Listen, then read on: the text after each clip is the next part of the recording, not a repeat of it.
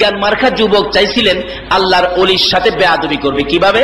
5 বন্ধু মিলা একটা পরামর্শ করলেন, কইরে এই আল্লাহর ওলি বলে তাই যে সাইজ করুম, আল্লাহর ওলির সাইজ করব। ওই কেমনে? কয় আমরা 5 জনের মধ্যে একজনকে কাফন পরামু, জীবিত অবস্থায় কাফন পরামু, কাফন পরাইয়া নিয়া যামু হুজুর জানাজা পড়া দিয়ে, জানাজাটা পইরা দেন। যখন জানাজা শুরু করব তুই কাফন লইয়া উইটা দৌড় মারবি, আমরা হাসতে হাসতে হইয়া যাবো গা, ওলি করে বলি হয়ে যাবো গা। অথচ আল্লাহর ওলির এক একটা দরবার, আল্লাহ বলেন আমার ওলিদের দরবারই হলো আমি আল্লাহর দরবার। ওলির দরবার কার দরবার? কারণ কোন কোন সময় আল্লাহর ওলিদের হাত আমার আল্লাহর হাত হয়ে যা, কোন কোন সময় আল্লাহর ওলিদের চোখ, আল্লাহর ওলিদের মুখ আমার আল্লাহর হয়ে যা। কিভাবে হয় বাস্তবে আসুন দেখবেন। আপনার লোহা দিয়া দাও, খন্তি, কোরাল বানাই। আচ্ছা এগুলি কিসের মধ্যে দিয়া? আগুনে দিয়া। দেখবেন লোহাটা আগুনের মধ্যে ফালাইলে যখন আগুনের তাপ দিতে থাকে, আগুনের তাপে অনেক সময় লোহাটা কোন রং ধরে বলুন তো? লাল। কিসের রংটা ধরে? একেবারে আগুন। তখন এটাকে আগুন বললেও ভুল হবে না। তাই আল্লাহর ওলিরা আল্লাহর প্রেম সাগরে জাপ দিয়ে আল্লাহর জিকির করতে করতে করতে করতে কোন কোন সময় এমন পর্যায়ে চলে যায় তাদের নিজের কোনো কিছুই নিজের মধ্যে থাকে না। আল্লাহর প্রেম সাগরে তাদের সবকিছু বিলীন করে দিয়ে আল্লাহর আল্লাহিত্বের সবকিছু তার মধ্যে আইসা যায়। জোরে জোরে কান সুবহান। কিন্তু কখন আসবে এটা বুঝতে হবে। এটা বুঝতে গেলে 4টা এলেম লাগবে, শরীয়ত, তরিকত, হাকিকত, মারফত। এই 4টা এলেম ছাড়া এটা বোঝা সম্ভব নয়। আবার এই 4 এলেম থাকার পরেও যদি আরেকটা দেইরা আরেকটা রূপ আছে, কি? শরীয়ত, তরিকত, হাকিকত, মারফত। আরেকটা আছে দেইরা খাচ্ছত। যদি খাচ্ছত ভালো না থাকে, 4 এলেম থাকার পরেও আল্লাহর ওলি চিনা সম্ভব। খাচ্ছত ভালোই দেব।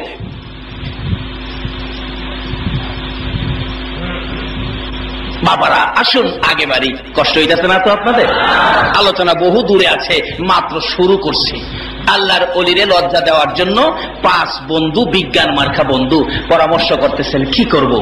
কই একটারে কাফনদা বইলা নিয়া দিমু জানাজা পড়তে, একটা তাকবীর দিলেই ওইটা দৌড় মারবি। ঠিক আছে। কাফনের কাপড় বাজারতে আনছে। কাফনের কাপড়ের কালারটা জানি কি, যখন শুয়াই শুইছে কাপড় দেখা কই এটার ভিতরে কে যাইবি? কালু যাইবি? কালু কমাপ চাই। লালু যাইবি? জীবন থাকতে না। তিব্বত আলী? আমারে কইস না। কেরামত আলী কি? আমি জানি না। কত কেউ যাইতে না, কারে দিমু? আগে কই সিনকে? কইছে তো সবুজ আলী। হ্যাঁ রে ওই দে, একেরে কইছে, হ্যাঁ রে ওই দে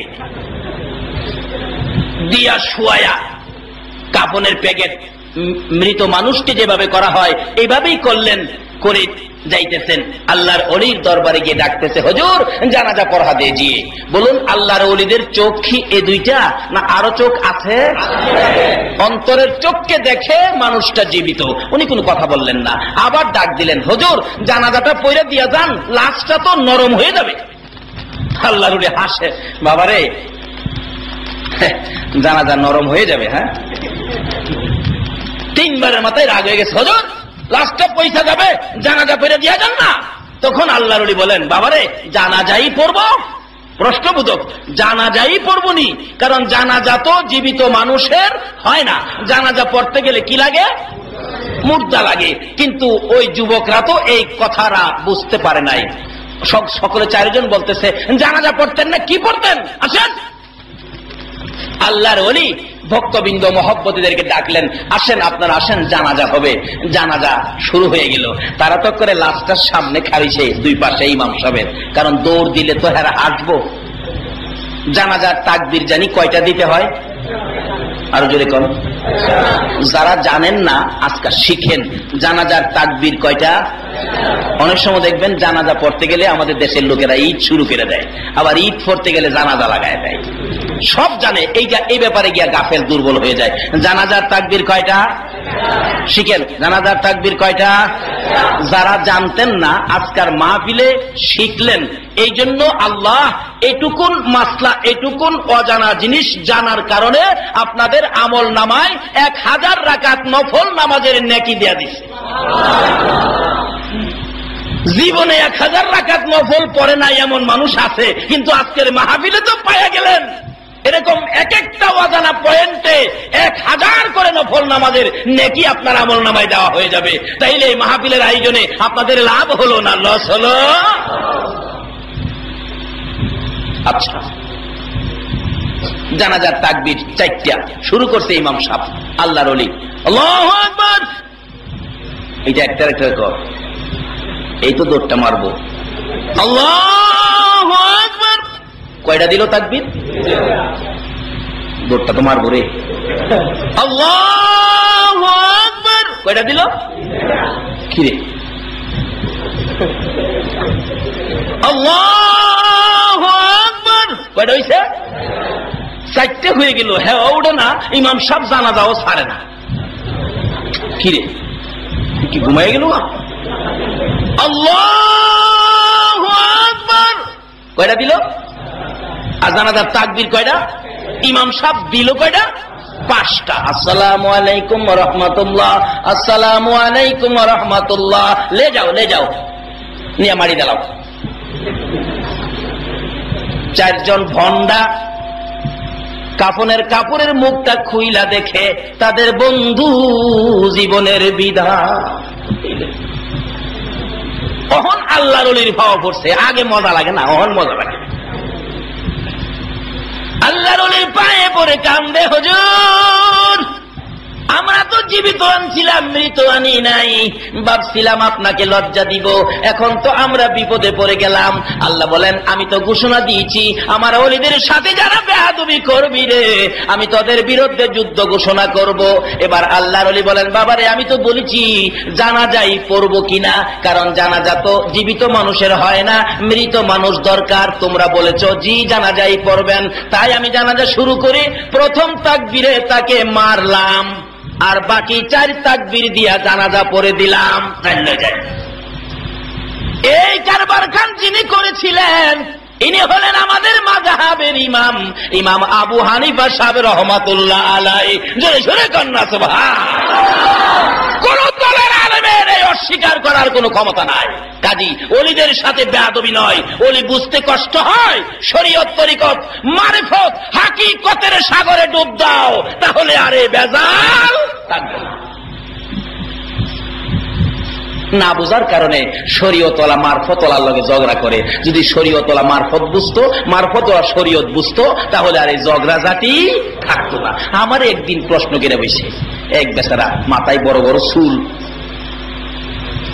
নৌকার সয়ার উপরে উঠছি, নদী পাড়ে আসতেছি, কলেজের ছাত্র মাঝখানে বসা, হুজুর এইবার শরীয়তে আর মারফতে লাগামু, মানে আমারে বানাইছে শরীয়ত আর হেইলারে বানাইছে মারফত।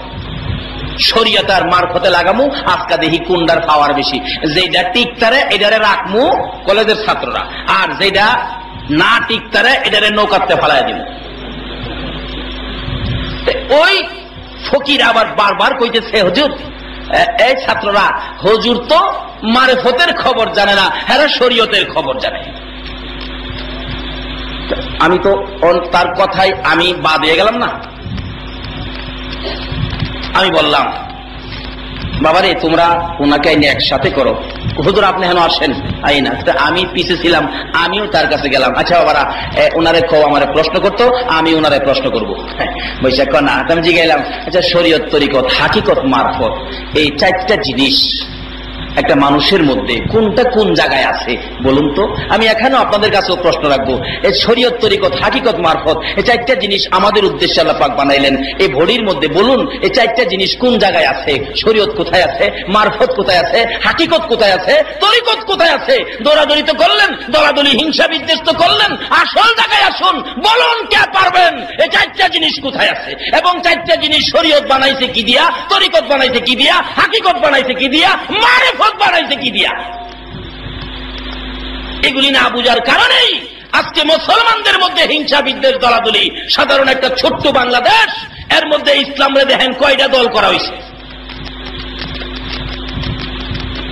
এদেশের সংখ্যালঘু কিছু মানুষ 3 ধর্মের 3 জাতি ঐক্য পরিষদ করেছে বাংলাদেশে, হিন্দু, বুদ্ধ, খ্রিস্টান ঐক্য পরিষদ, কিন্তু মুসলমানদের মধ্যে ঐক্য পরিষদ নাই। এটা কোন রোগে ধরছে?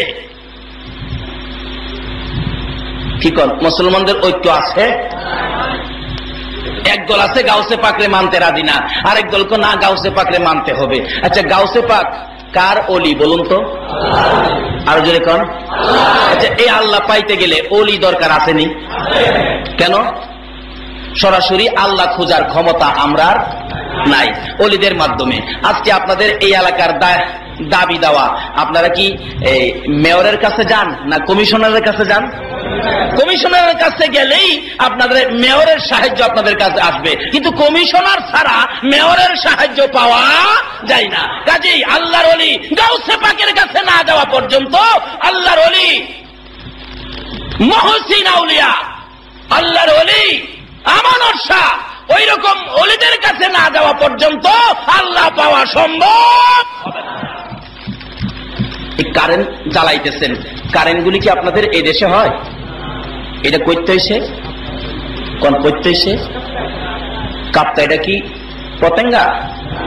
কত দূর এখান থেকে? প্রায় 30-35-40 কিলো হবে না? 40 কিলোমিটার দূরের কাপ্তায়ের কারেন্ট আপনার ঘরে আইছে। এটা কি আপনি হাতে ধরে আনছেন? কিসের মাধ্যমে আনছেন? তারের মাধ্যমে। যে তারটা কাপ্তাই থেকে সরাসরি আইছে, এই তারটা কি সরাসরি কেউ ঘরে ঢুকাইছেন? জোরে কোন? কেন? এই তার সরাসরি ঘরে ঢুকাইলে বাতি জ্বলবে না, ঘরবাড়ি। কিন্তু এই তারটার থেকে এই কাপ্তায়ের কানেকশন পতেঙ্গা আপনার ঘরে নিতে গিয়া মাঝখানে একটা কি ব্যবহার করছেন? Transformer, transmitter. তো কাজী আমার আল্লাহ হলেন ওই বিদ্যুতের মেন পাওয়ার। ওই পাওয়ার থেকে আপনি এই পাওয়ার সাথে যোগাযোগ করতে গেলে সরাসরি পারবেন না, একটা ট্রান্সমিটার লাগাইতে হবে। এই মেন ট্রান্সমিটার হলো মদিনার পাওয়ার হাউসের মদিনার কামলেওয়ালা নবী মুহাম্মদুর রাসূলুল্লাহ। আল্লাহু আকবার। ইয়া রাসূলুল্লাহ, ইয়া রাসূলুল্লাহ। আসুন আগে বাড়ি। বাবারা, কষ্ট হইতেছে আপনাদের?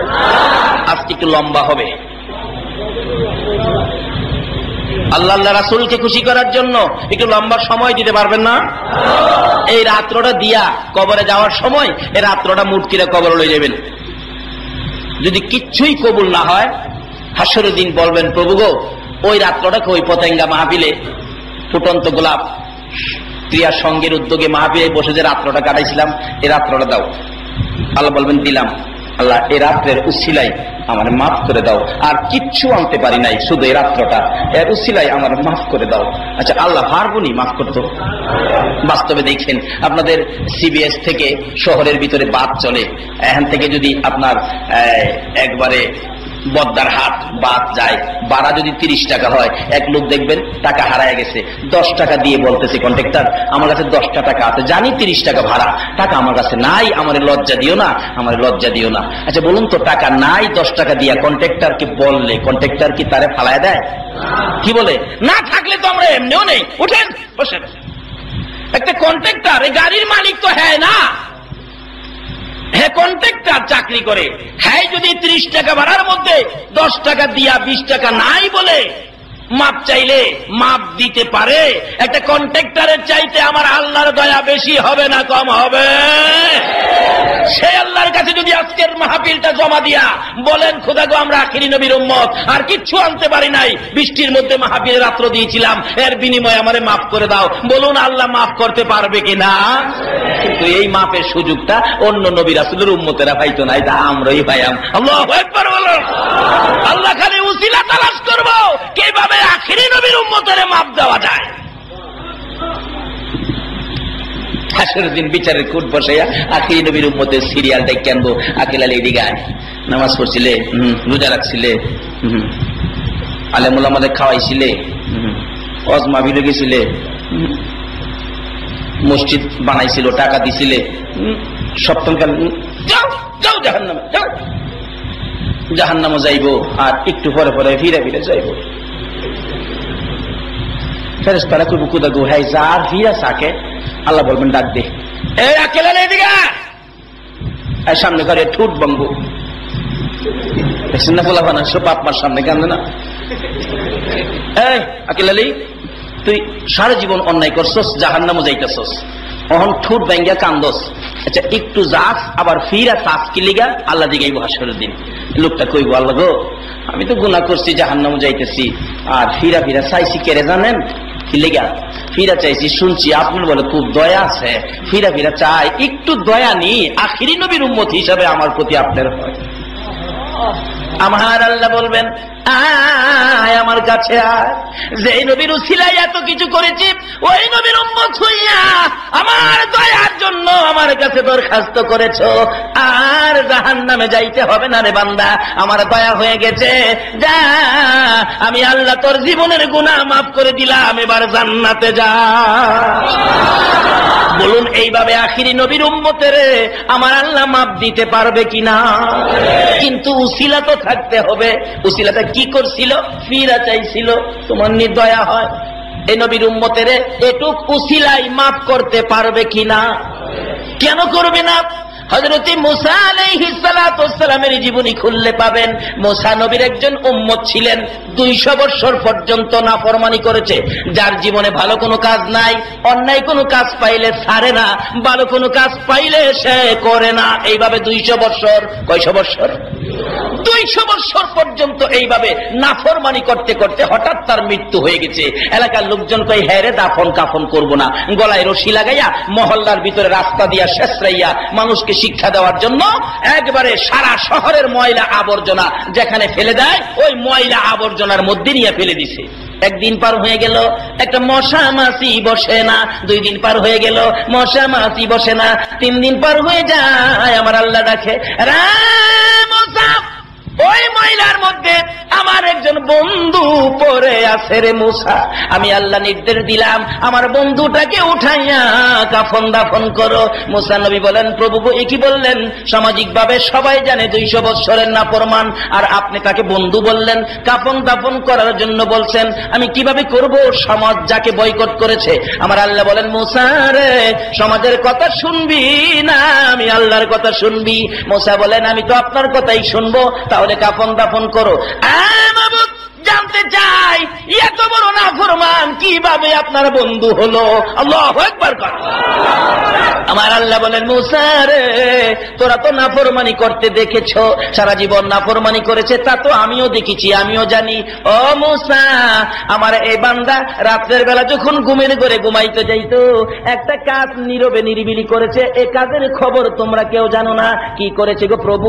আরে মুসা তোমরা তো দেখো নাই, তোমরা যখন ঘুমের ঘরে ঘুমাইয়া যাইতা রে মুসা, তখন আমার এই বন্ধুটা তোমাকে যে তাওরাত কিতাব দিয়েছি, তাওরাত কিতাবের মধ্যে আমার আখিরি নবীর নাম, আমার বন্ধুর নাম আমি বহু জায়গায় দিয়েছি। ওই নাফরমানটা সারাদিন যদিও নাফরমানি করে, রাত্রের বেলা যখন ঘুমের ঘরে ঘুমাইতে যায় রে মুসা, আমি আল্লাহ দেখেছি তামাম পৃথিবীর মানুষ যখন ঘুমিয়ে যায়, ওই পাগলটা তাওরাত কিতাব চাইনা নামায় রে, তাওরাত কিতাবটা লইয়া খুলে খুলে পৃষ্ঠা পৃষ্ঠা তালাশ করে রে আমার বন্ধুর নাম কোথায় কোথায় আছে। মুসা রে আমি আল্লাহ দেখেছি যত জায়গায় আমার বন্ধুর, আমার হাবিবের নাম, ওই নাফরমানটা পেয়েছে রে মুসা। বড় শ্রদ্ধা করে ভালোবাসা লইয়া আমার বন্ধুর নামের মধ্যে চুমা খাইছে রে মুসা।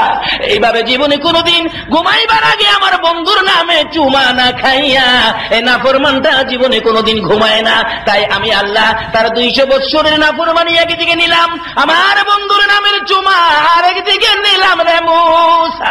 আমি আল্লাহ তাকাইয়া দেখি তার নাফরমানির চাইতে আমার বন্ধুর নামের চুমাটা আমার কাছে বড় ভালো লাগে রে মুসা। শুনো, ওই বন্ধুর নামের চুমার খাতিরে আমি আল্লাহ তার জীবনের গুনাহ মাফ করে আমি আল্লাহ তারে বন্ধু বানাইয়া লইলাম। 200 বছরে নাফরমানি করে মুসা নবীর উম্মত যদি আমার নবীর নামে চুমা খাইয়া ক্ষমা পেতে পারে, এই নবীর উম্মত হইয়া আমরা কি ক্ষমা পেতে পারি না? অবশ্যই পাবো। আরো কিভাবে পাবো? আসুন সামনে বাড়ি। আপনাদের কষ্ট হইতেছে না? কষ্ট হইলেও বসুন। হাসরের দিন এই রাত্রটা এমন উসিলা হতে পারে যাকে উসিলা করে আল্লাহ আমাদেরকে মাফ করে দিবেন। তাই শরীয়ত, তরিকত, হাকিকত, মারফত এই জিনিসগুলো বোঝা দরকার। না বোঝার কারণে আমাদের মধ্যে হিংসা, বিদ্বেষ, ঝগড়া, মারামারি, কাটাকাটি, দলাদলি শুরু হয়ে গেছে। মুসলমানদের দল হবে কেন? মুসলমানের আল্লাহ কয়জন বলুন তো? আল্লাহ কয়জন? রাসূল কয়জন? কোরআন শরীফ কয়টা? সব ঠিক আছে, কিন্তু হিংসা, বিদ্বেষ, অহংকার, আমিত্ব নিয়ে শুধুমাত্র আমাদের মধ্যে দলাদলি। তখন প্রশ্ন করতেছে, আমি জিজ্ঞাইলাম, বাবারে শরীয়ত, তরিকত, হাকিকত, মারফত কোনটা কোন জায়গায় থাকে? হ্যাঁ কয়, হুজুর এইটা তো আপনি বুঝলেন না। আমি কি না বুঝলে আমারে বুঝাইবা তো? করতে আমারে বুঝাও, নাইলে আমার কাছে বুঝে নাও। যদি আমারে বুঝাইতারো আমি তোমার দলে যামু, আর যদি না বুঝাইতারো আমি বুঝাইতারি আমার দলে আইবানি। কহ আমু, তুমি কও। অথচ মারফত বলে করে কিচ্ছুই জানে না, খালি ঘুরলেই মারফত হয় না। বলুন, মারফত কি অস্বীকার করা যাবে? কেউ যদি মারফত অস্বীকার করে ঈমান থাকবে? শরীয়ত, তরিকত, হাকিকত, মারফত চারটা একই মায়ের সন্তান। যেমন কাঁঠাল চিনেন আপনারা? কাঁঠাল, কাঁঠাল চিনেন? আচ্ছা, আমি যদি একটা তরমুজকে দিয়ে বলি এটা কাঁঠাল, আপনারা কি মানবেন? কেন? কাঁঠাল চিনার একটা মন্ত্র আছে। কাঁঠালের গায়ে কি আছে? কাঁটা আছে। এই কাঁটা দেখা চিনা যায় এটা কাঁঠাল। আসলে যেটা দেখা পরিচয় পায় এটা হলো শরীয়ত। এটা কি? শরীয়ত। যা দেখা হয় পরিচয় এটাই হয় শরীয়ত। যেটা দেখে চিনলেন কাঁঠাল, এটা হলো শরীয়ত। শরীয়ত মানে একটা বেড়া আর কি। এই বেড়া আছে না, এই শরীয়ত হলো বেড়া, শৃঙ্খলাবদ্ধ নিয়ম নীতি। এই বেড়া, কাঁঠালের উপরের জিনিসটা হলো শরীয়ত। যেটা দেখে চিনলেন এটা কাঁঠাল। আচ্ছা, মিথ্যা কথা কইেন না। এই কাঁঠাল যে কিনা নিলেন কাটাওলা, এই কাঁঠালটা কি কেউ খাইছেন? একজনে কইছে খাইছে। আচ্ছা, কাঁঠাল কি কেউ খায়? নিয়া কি করে? কাঁঠাল ভাঙ্গিয়া কি খায়? খুয়া খায়, কুশ খায়, কিন্তু কাঁঠাল কেউ খায় না।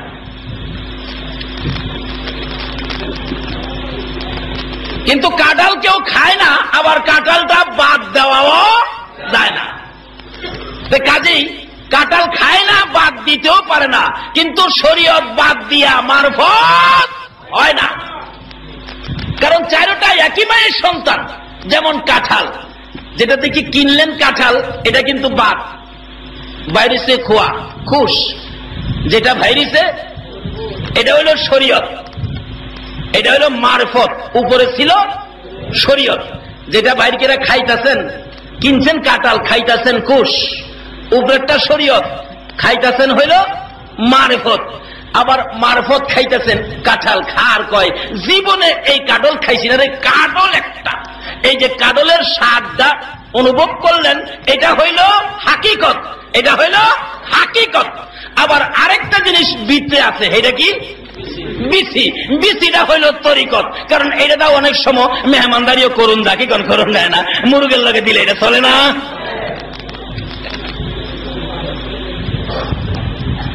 একটা কাঁঠালের মধ্যে চারটা আছে কিনা বলুন তো?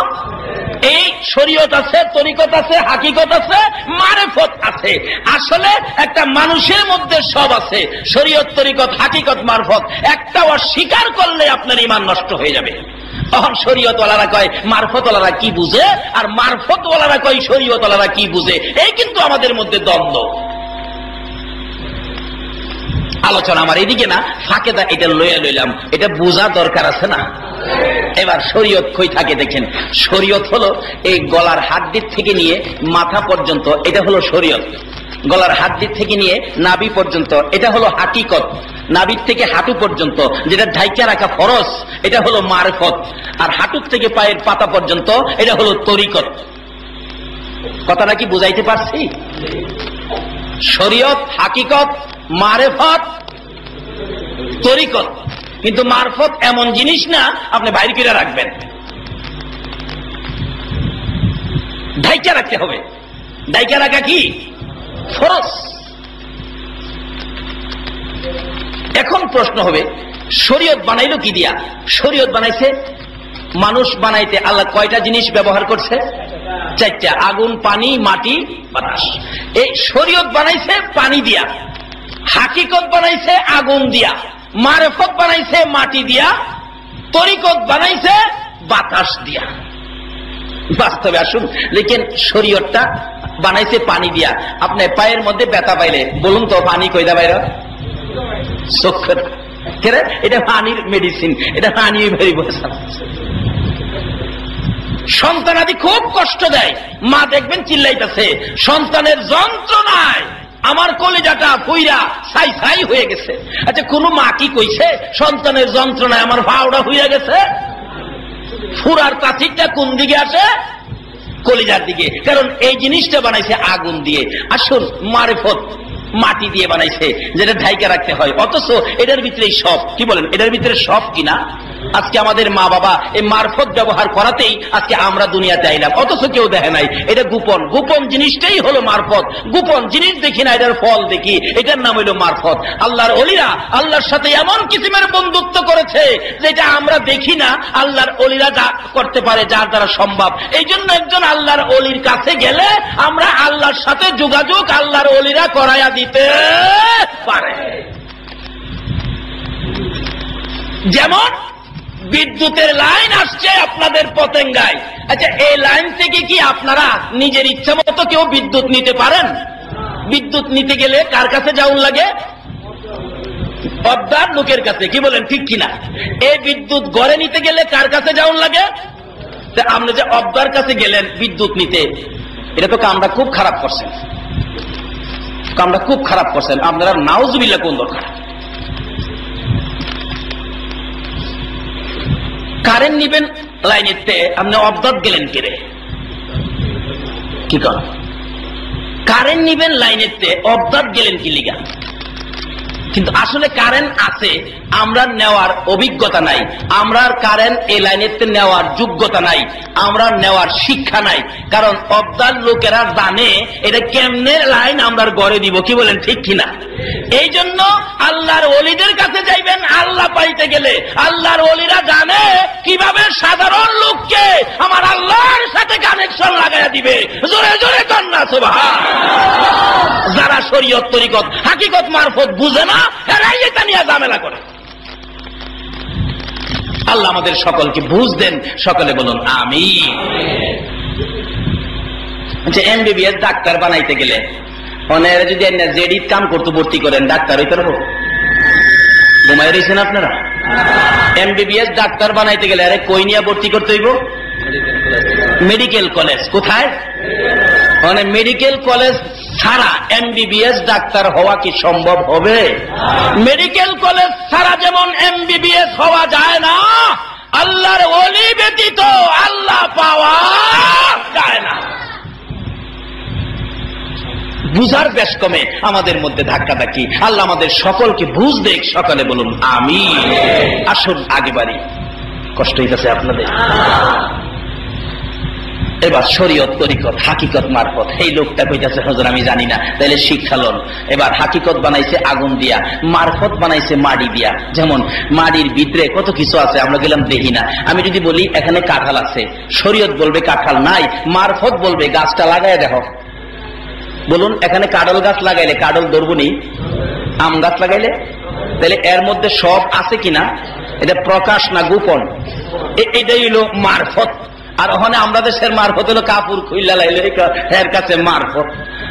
আল্লাহ করে হের কাছে মারফত না, এর কাছে মরার ফত। মারফত তো ডাইকে রাখতো, হ্যাঁ তো বাইর করে দিছে। বাবারা, সত্যিকার অর্থে শরীয়ত তরিকত হাকিকত মারফত বুঝুন। যেই হোক, মারফত ঢাইকা রাখতে হয়, মারফত ঢাইকা রাখা, গোপন রাখা এটা ফরজ। তারপরে এখান থেকে পায়ের পাতা পর্যন্ত এটা বাতাসের তৈরি। এই জন্য দেখবেন মানুষ দৌড় মারে, দৌড় দেয় না? মানুষ হচ্ছে ছোট ছোট বাচ্চা দেখবেন, ছোট ছোট শীতকালে জাম্পার টাম্পার পরাইয়া দিলে মা দেয় উঠানে হাঁটতো, হ্যাঁ 2-4 কদম হাঁটতে পারে দৌড় মারতে চায়। একটু বাহিরে গেলেই মা চিল্লায়, এই পোলার বাবা দেখে দাও না, এটা তো দরকারি না, বাতাসের মতো দৌড় মারে। কিসের মতো? না আগুনের মতো দৌড় মারে কেউ কইছে? বাতাসের মতো দৌড় মারে, অর্থাৎ এর মধ্যে বাতাসের তাসির, এই জন্য দৌড় দিতে পারি। জোরে কন্যা সুবহানাল্লাহ। বাবারা, এই জিনিসগুলি বুঝেন, শুনেন, আমলে রাখেন, কারণ সামনের অবস্থা ভালো দেখা যায় না। মুসলমানদের উপর আরো বিপদ আসতে পারে। এই 4 তরিকার জ্ঞান সম্পন্ন আল্লাহর ওলিদের সাথে যোগাযোগ রাখুন, তাহলে এই বিপদ থেকে বাঁচতে পারবেন। এছাড়া বর্তমান পৃথিবীর বিপদ থেকে মুসলমান বাঁচতে বড় কষ্ট হয়ে যাবে। আল্লাহ আমাদেরকে সেই বুঝ, সেই শক্তি দান করুক। সকালে বলুন আমিন। বাবারা, অনেক লম্বা হয়ে গেছে, আসুন আমি আমার আলোচনায় যাই। বলুন, আমাদেরকে সৃষ্টি করলেন কে? কিসের জন্য সৃষ্টি করেছেন? ইবাদতের জন্য। মাশাআল্লাহ, খেলা আছে দেখা যায়। আল্লাহ এই মাহফিলের সবাইকে তুমি কবুল করো। কেন ইবাদত করবেন না? আল্লাহ কত কিছু দিছে। দাঁতগুলি লড়ে, খেল আছে? কে লড়াইছে? না আপনি বাইরে লড়াইছেন? দাঁত পড়ছে দাদি, দাঁত ঠিক করবো, উন্দুরের গাতার দিয়া কইবে, উন্দুর রে ভাই উন্দুর, আমার বুড়া দাঁতটা নিয়ে একটা বালা দাঁত দে। আমার পোলায় আমারে কইতাছে, আপু দাঁত কি করতাম? আমি কি কমু?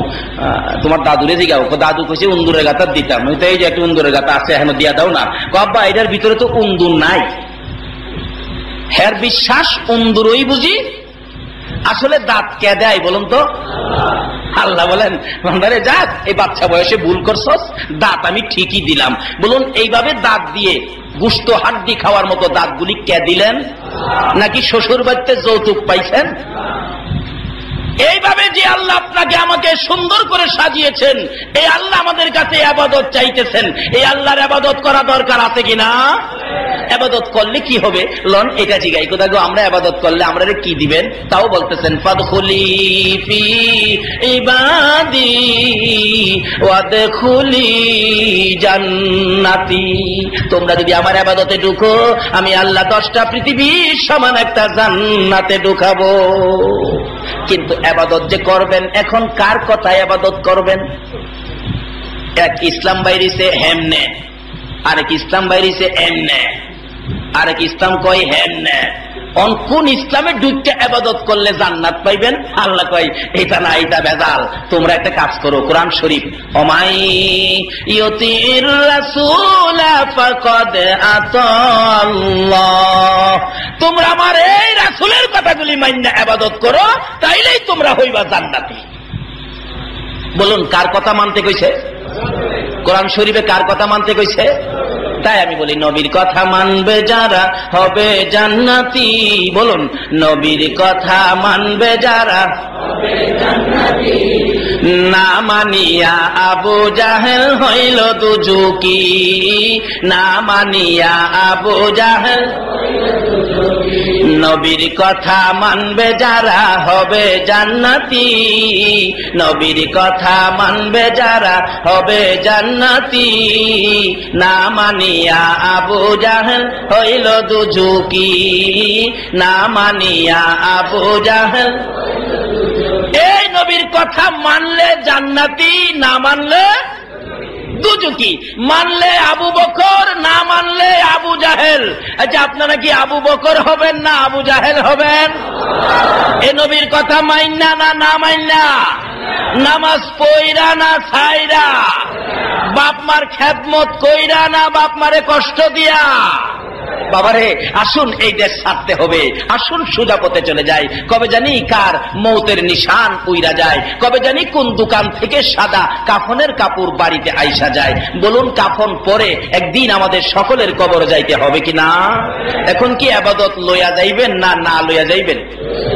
নবীর কথা মাইন্না গেলে লাভ হইব না না মাইন্না গেলে লাভ হইব?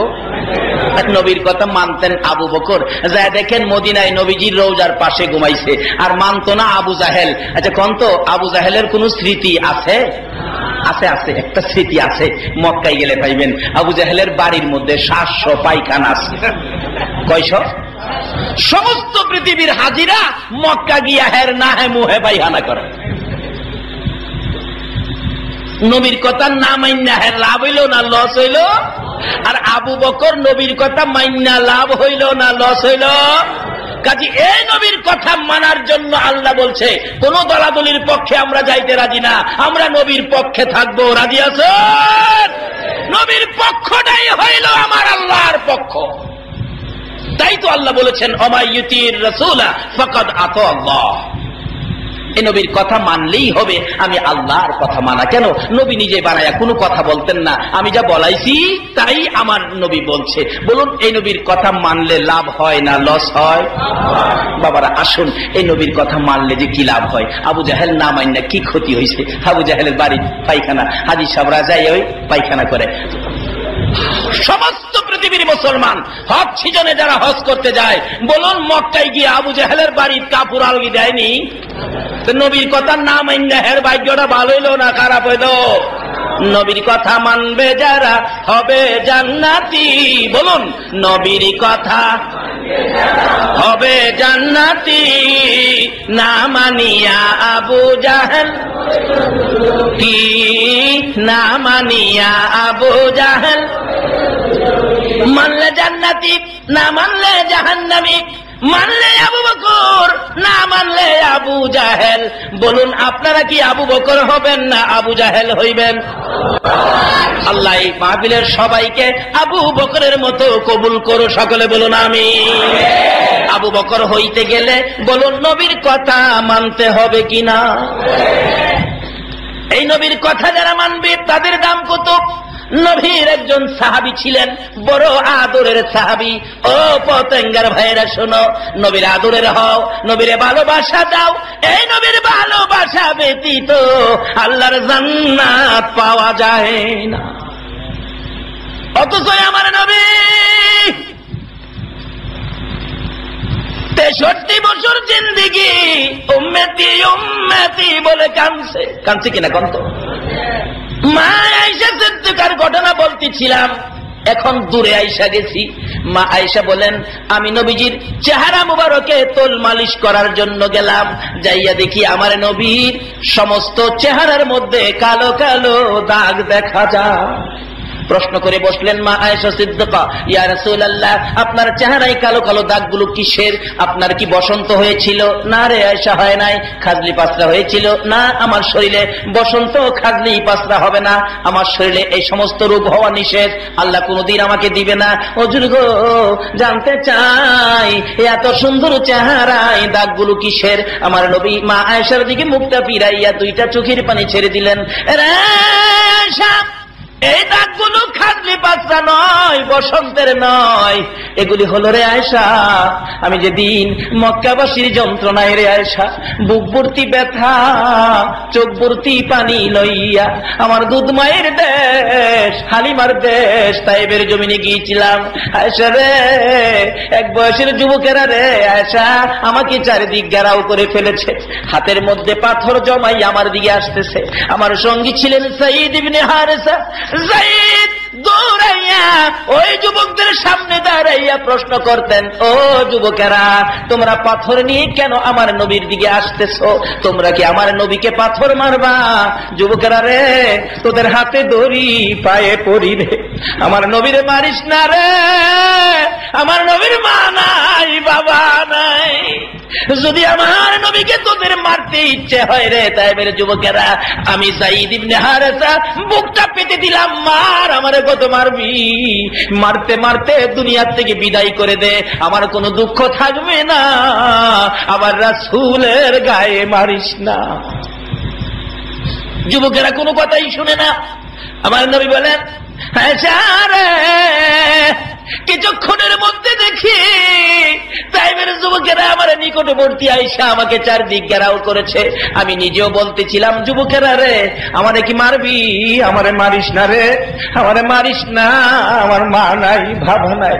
তারপরে একটা যুবক ইশারা করলেন মারার জন্য, এমন সময় পাথর মারে রে আয়েশা, যে দিকটা পাথর আমার গায়ে লাগে রে ক্ষত বিক্ষত হইয়া রক্ত মুবারক সেইটা সেইটা বাহির হয়।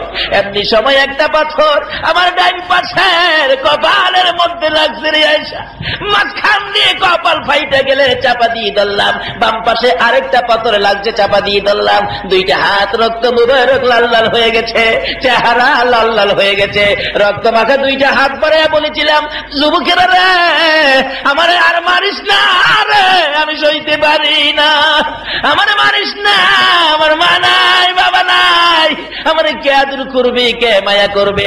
তারপরও গো আয়েশা পিছন দিয়ে একটা শক্তি শক্তিশালী যুবক বড় একটা পাথর লইয়া আমার ঘাড়ের মধ্যে যখন মারল, আমি উপর হইয়া জমিনে পড়ে গেলাম।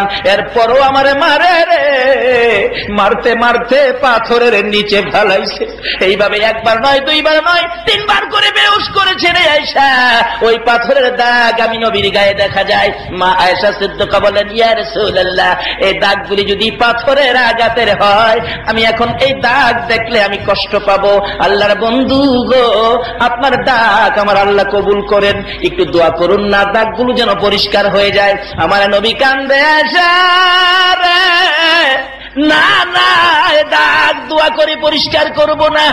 আসরের জমিন যেদিন কায়েম হবে রে, আদাত উপরে সূর্য চলে আসবে রে আয়েশা, এই মাটির জমিনটা আমার জমিন হয়ে যাবে।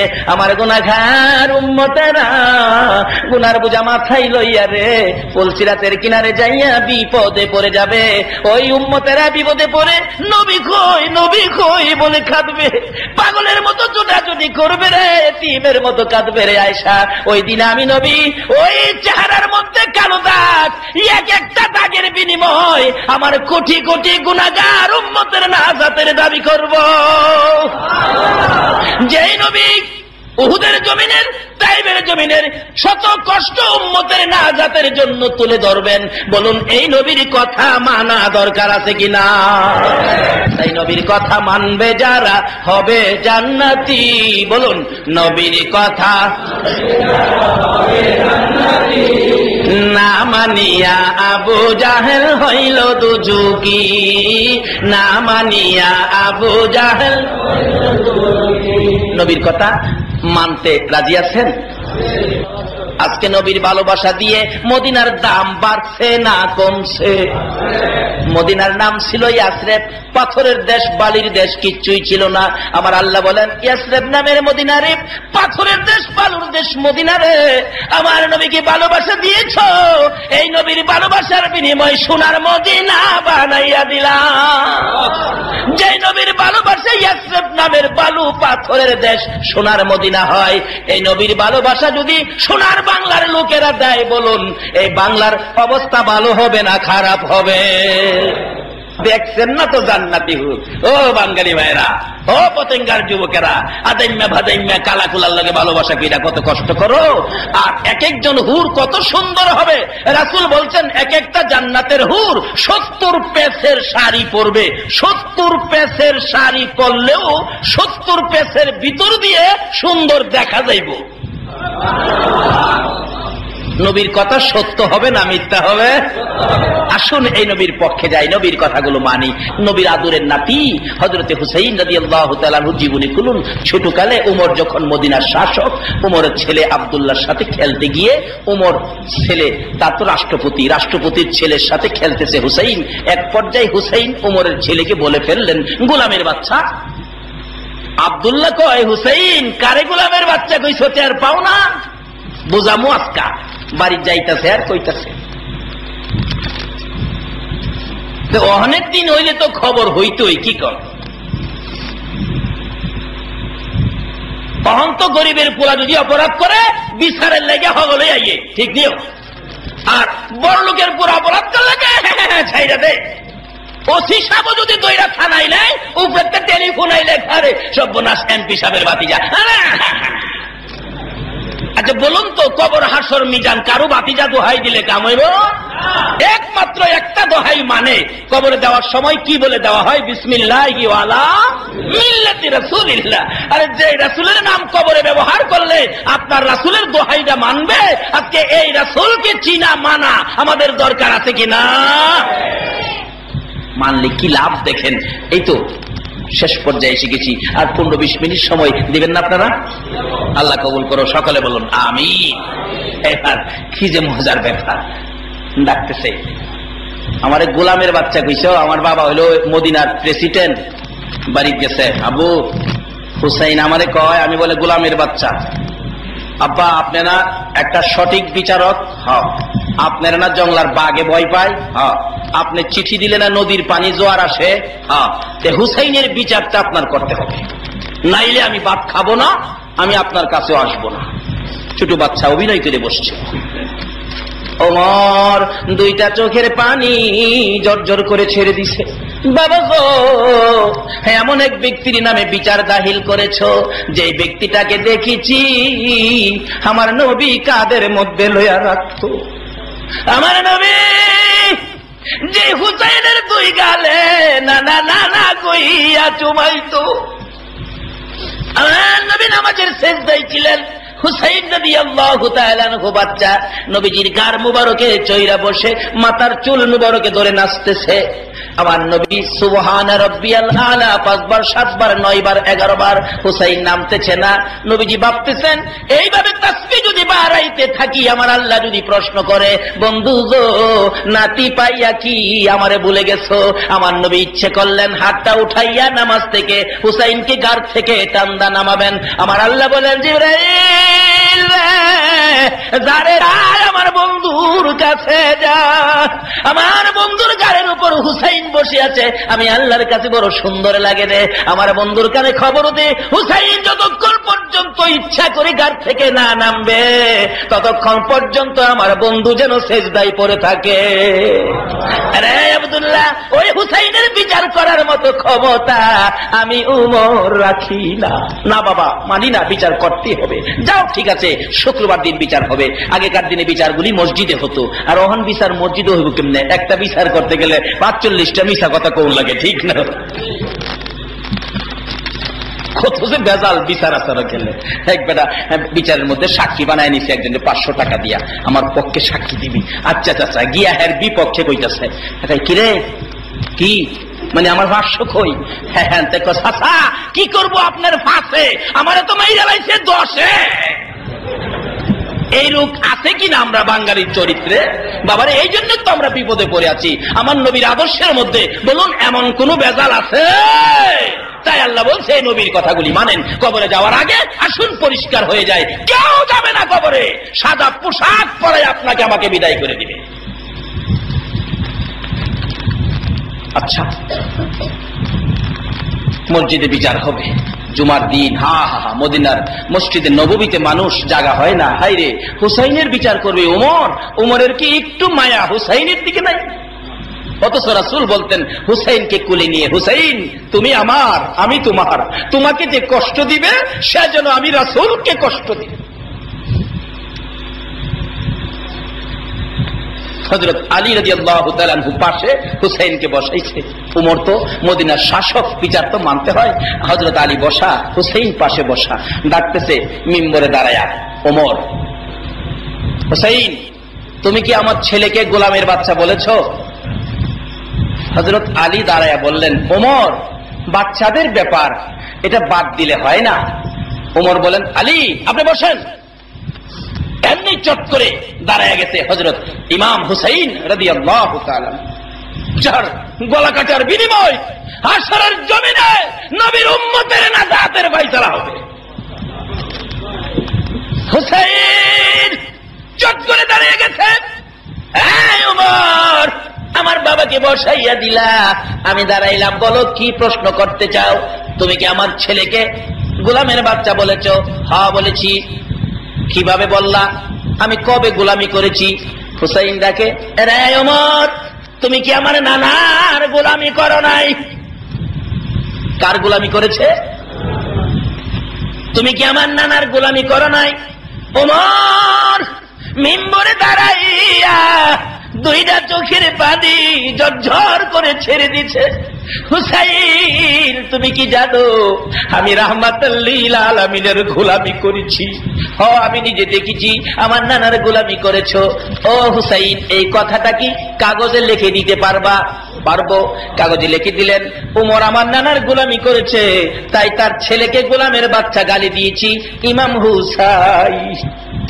উমর হুসাইনের হাতের লেখা কাগজটুকু লইয়া মিম্বরে দাঁড়াইয়া কামলে, আরে মসজিদে নববীর মুসল্লিরা, আমি ওমর আর হাসরের ভয় করি না।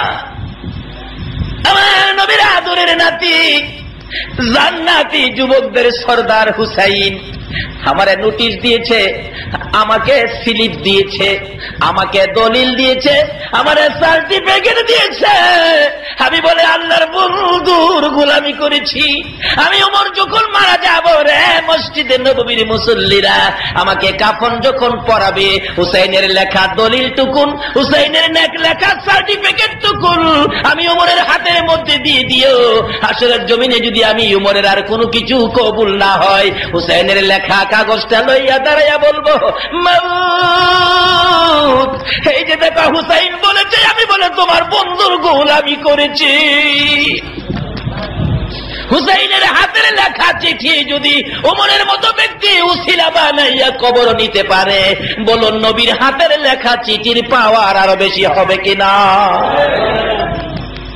লম্বা হইয়া যাইতেছে বাবারা, কষ্ট হইতেছে আপনাদের। আরেকটা মাহফিল আছে, আসবো আপনাদের এদিকে, যে আলোচনাটা থাকে সেটা ওইখানে করবো ইনশাল্লাহ। এটা কত নাম্বার জানি, 11 তারিখ, জুনের 11 তারিখ আসতেছি, যদি আল্লাহ হায়াতে বাঁচায় রাখে আসবো। যেখানেই মাহফিল হয় যাবেন, কোন দিনের মাহফিলের উসিলাই আল্লাহ আপনাকেও নাজাতের ফায়সালা করে আমরা তো কেউ জানি না বাবারে। এই দেশটাতে ছাড়তে হবে এটা নিশ্চিত কিনা বলুন তো? রাস্তা দিয়ে কে যেন রে পাগলের মতো দৌড়ায়, এতিমের মতো কান্দে, আর ডাকতেছে মদিনার সাবিরা রে, ও মদিনার দোকানদারেরা, ও মদিনার যুবকেরা, খবর পাইছো দি আল্লাহর বন্ধু যুদ্ধের ময়দানে রওনা হইয়া গেছে। সঙ্গে সঙ্গে দোকানদারেরা দোকান বন্ধ করতেছেন, যুবকেরা দৌড়ায় বাড়িতে যাইয়া যুদ্ধের পোশাক পরে গো, যুদ্ধের পোশাক পরে তরবারি হাতে লইয়া ডাকতেছে, মা মা মা তুমি কই গো মা? মা দৌড়ায় আসছে, কিরে বাবা? হঠাৎ করে যুদ্ধের পোশাক হাতে তরবারি, মার পায়ে সালাম করে কান্দে, মা বিদায় দাও গো, আবার রাসূল বলে যুদ্ধের ময়দানে গেছে, মা দেরি করো না, না জানি আমার নবীর চেহারাই আঘাত করে ফেলে, আমাদের জীবন থাকতে গো মা রাসূলের গায়ে আঘাত করতে দিব না। মা বিদায় দাও গো মা, দেখা হবে হাসরের ময়দানে। হ্যাঁ পতেঙ্গার যুবকেরা, আর আমার নবী কষ্ট পাবে এমন কাজ কইরো না, তোমার জন্য আমার নবী ফুলসিরাতের ঘাটে দাঁড়াইয়া থাকবে। ইয়া রাসূলুল্লাহ ইয়া হাবিবাল্লাহ ইয়া রাসূলুল্লাহ ইয়া হাবিবাল্লাহ, আমার দুই নয়ন ভরে ইয়া রাসূলুল্লাহ ইয়া হাবিবাল্লাহ ইয়া রাসূলুল্লাহ। হযরতে আসওয়াদ নবীর প্রেমের মালা গলায় লইয়া বিয়ের বাজারে টাকা দিয়ে যুদ্ধের বাজার করে দৌড়াইয়া যাইতে যাইতে যুদ্ধের ময়দানে যাইয়া শরীক হলেন। যুদ্ধ করতে করতে রে হযরতে আসওয়াদ শহীদ হয়ে গেছে। যে যুদ্ধে 70 জন সাহাবা শহীদ হয়েছে, আমার নবী নিজেও ব্যথায় ব্যথিত হয়েছে। আমার নবী যুদ্ধ যখন থেমে যায়, আমার নবী দেখে রে আমার সাহাবীরা কারো গলা কাটা, শুধু বডিটা গড়াগড়ি করতেছে, কারো মাথা ফাটা মস্তক বাহির হইয়াছে, কারো কলিজাটা বাহির হইয়াছে, কারো হাত কাটা, চিল্লায়া ডাকতেছে, আল্লাহর নবী গো, ও মায়ার নবী বিদায় দেন গো, দেখা হবে হাসরের ময়দানে। আমার নবী বলেন, সাহাবীরা রে আর আমার সহ্য হয় না, আমার কষ্ট লাগতেছে, তোমরা তাড়াতাড়ি করে আমার পাগলদেরকে তোমরা দাফন করো, শহীদদেরকে তোমরা দাফন করো। লম্বা ঘটনা সংক্ষেপ করে দিলাম। দাফন করতে করতে 69 জনকে দাফন করে ফেললেন। 70-এর মাথায় একটু দূরে আসওয়াতের লাশটা পড়ে আছে। আমার নবী বলেন, সাহাবীরা রে আমার আসওয়াতের দেখা যায় রে। একজন বলেন, হুজুর বিয়ে করতে গিয়েছিলেন আসওয়াত, আপনি নবীর কথা শুনে, যুদ্ধের কথা শুনে বীর বাজারে টাকা দিয়ে যুদ্ধের বাজার করেছে। রাসূল বলেন, আমি দৌড়াইয়া কাছে যাইয়া দেখি এখনো আমার আসওয়াতের হাতে ওই নতুন তরবারিটা দেখা যায়। জিহ্বাটা বাহির হইয়া কপালের মধ্যে লেগে আছে, ডান পাশের দিকে কলিজাটা বাহির হইয়া থরথর করে কাঁপতেছে। আমার নবী বলেন, সাহাবীরা রে দে আমার আসওয়াতকে কবর নামাইয়া দে। কবরের পাশে আমার নবী দাঁড়িয়ে আছে, আসওয়াতের লাশটা ধরে ধরে নিয়ে আসতেছে। কবরের পাশে আসার আগে আগে আমার নবী কবরের দিকে তাকাইয়া মুস্কি মুস্কি হাসতেছিলেন। সাহাবীরা বলেন, ইয়া রাসূলুল্লাহ এই কবরের দিকে তাকাইয়া মুস্কি মুস্কি হাসেন কেন জানতে চায়। আমার নবী বলেন, সাহাবীরা রে আমি জানি দেখি তোমরা তা দেখো না। হুজুর কি দেখে হাসলেন আমরা জানতে চাই। আমার নবী বলেন, শোনো, আমার আসওয়াদ মদিনার হুর বিয়ে করতে গিয়েছিল। আমি নবীর যুদ্ধের খবর শুনে বিয়ের বাজারের টাকাগুলো লইয়া মদিনায় আইসা রে বিয়ের বাজার করলো না, যুদ্ধের বাজার তরবারি লইয়া যুদ্ধের ময়দানে মদিনার হুর ফালাইয়া জীবন দিয়ে দিছে রে সাহাবীরা। আমি দেখতেছি আমার আল্লাহ আসওয়াদের প্রতি খুশি হইয়া রে মদিনার হুরের পরিবর্তে রে সাহাবীরা আমার আসওয়াদের কবরে জান্নাতের হুর পাঠাইয়া দিছে। এই নবীর কথা মানলে লাভ হয় না লস হয়। বাবারা, যে নবীর কথা মাইনা জীবন দিলে মদিনার হুরের পরিবর্তে কবরে জান্নাতের হুর পাঠায়, এই নবীর কথা মানলে লাভ হবে না লস হবে? আসুন কথাগুলি কি কথা মানবেন। আল্লাহ বলছে তোমরা আমার ইবাদত করো, ইবাদতের জন্য বানাইছি, ইবাদত করলে তোমরা কি করব? জান্নাতে ঢুকাবো। এখন জান্নাতে ঢুকার ইবাদত করতে গেলে আল্লাহ বলছে এই নবীর কথা মানতেন। দেখি নবী কি কয়। নবী বলছেন, মান ক্বালা লা ইলাহা ইল্লাল্লাহু ফাদাখালাল জান্নাহ। ও উম্মতেরা রে, এই কালিমাটা যারা পড়বে তোমরা বেহেশতে প্রবেশ করবে। কালিমাটা হবে বেহেশতে যাওয়ার টিকিট। কোন না, কালিমাটা বেহেশতে যাওয়ার টিকিট। দ্বিতীয়বার বলছেন আসসালাতু মিফতাহুল জান্নাহ, নামাজ হলো বেহেশতের চাবি। আবার বলছেন মান আহাব্বা সুন্নতি ফাকাদ আহাব্বানি ওয়া মান আহাব্বানি কানা মাই ফিল জান্নাহ। যারা আমার সুন্নতকে মহব্বত করবে সে যেন আমাকে মহব্বত করবে, আমাকে যে মহব্বত করবে সে আল্লাহর জান্নাতে প্রবেশ করবে। যা কিছু বলতেছেন সব জান্নাতের দিক। তাই আল্লাহ বলছে আমার এই নবীর কথা মানো, আর কারো কথা না। কখন কার কথা শুনবেন? খালি বেদাল। এই জন্য নবীর কথা, নবীজি দেখাইতেছে জান্নাতের কথা। 4 নম্বরে বলছে আল জান্নাতু তাহতা আকদামিল উম্মাহাত, তোমার মায়ের পায়ের নিচে তোমার জান্নাত। নবীজি বলছেন, বলুন নবীর এই কথাগুলো দাম আছে কিনা? এই কথাগুলো মানলে আমরা জান্নাত পাবো কিনা? তাই কালিমাটা সাথে রাখবো। কালিমা নিয়ে সুদ খাবো না, ঘুষ খাবো না, কালিমা নিয়ে মানুষকে ঠগাবো না, মিথ্যা কথা বলবো না, মাফে কম দিব না, মানুষকে ধোঁকা দিব না, হক পথে চলবো। কালিমা যেভাবে বলছে এভাবে চলবো, তাহলে কালিমা আমাকে জান্নাতে নিবে। দ্বিতীয়ত হলো নামাজ পড়বো, নামাজ হবে বেহেশতের চাবি। বাবারা, বিস্তারিত আলাপ এর এক একটার মধ্যে করতে গেলে 2 ঘন্টা করে দরকার, তাই আজকে আমি সংক্ষেপ করে দিলাম। তৃতীয়ত নবীর সুন্নতের আমল মহব্বতের সহিত যদি করে, কিন্তু আমল খালি করলে হবে না, মহব্বত কি থাকতে হবে। আমল সুন্নত, মুখে দাড়ি, বলুন তো দাড়ি থাকলে কি সুন্নত হবে? রবীন্দ্রনাথ ঠাকুরের মুখে দাড়ি আছিল না? আজকে যদি হয় আপনাদের পতেঙ্গা সিবিএ মাঠে রবীন্দ্রনাথ ঠাকুরের কালকে 10টায় জানাজা হবে, আপনারা কেউ যাবেন? আরো কি করবেন? শুনলে হাসবেন। তাহলে বুঝা গেল খালি দাড়ি হইলেই জানাজার উপযুক্ত না, কারণ দাড়িও থাকতে হবে, কালিমাও থাকতে হবে, সাথে সাথে নবীর মহব্বত। নবীর মহব্বত ব্যতীত সুন্নতের কোনো দাম নাই। আবার যদি কালকে ঘোষণা হয় আগামীকাল সকাল 10টায় একবারে নৌবাহিনীর মাঠে কবি নজরুলের জানাজা হবে, বলুন মুসলমান যাবে কিনা? কেন যাবে? মুখে তো দাড়ি নাই। মুখে দাড়ি না থাকলেও অন্তরে কি আছে? ঈমান আছে। নবীর আছে কিনা? নবীর মহব্বতে গান গায় নাই নজরুল? কি গান গাইছে? নবী মোর পরশমণি, নবী মোর সোনার খনি, নবী নাম জপে যে জন সেই তো দুজাহানের ধনী, নবী মোর পরশমণি। বলে নাই? এইভাবে হাজারো গান গেয়েছে কবি নজরুল। নিজের দেহটাকে নবীর প্রেমে জ্বালিয়ে দিয়েছে। দাড়ি না থাকলেও তার জানা যায়। মুসলমান শরীক হবে কিনা বলুন তো? বাবারে, সুন্নতের আমল করতে হবে মহব্বতের সহিত, মহব্বত ব্যতীত নয়। 3 নম্বরে নবীর মহব্বতের সুন্নতের আমল করলে জান্নাতি হবেন। 4 নম্বরে জান্নাত মায়ের পায়ের নিচে। তার বিস্তারিত আলোচনা 11 তারিখ হবে। 11 তারিখ মাহফিল কোথায়? ওয়াকার কোথায়?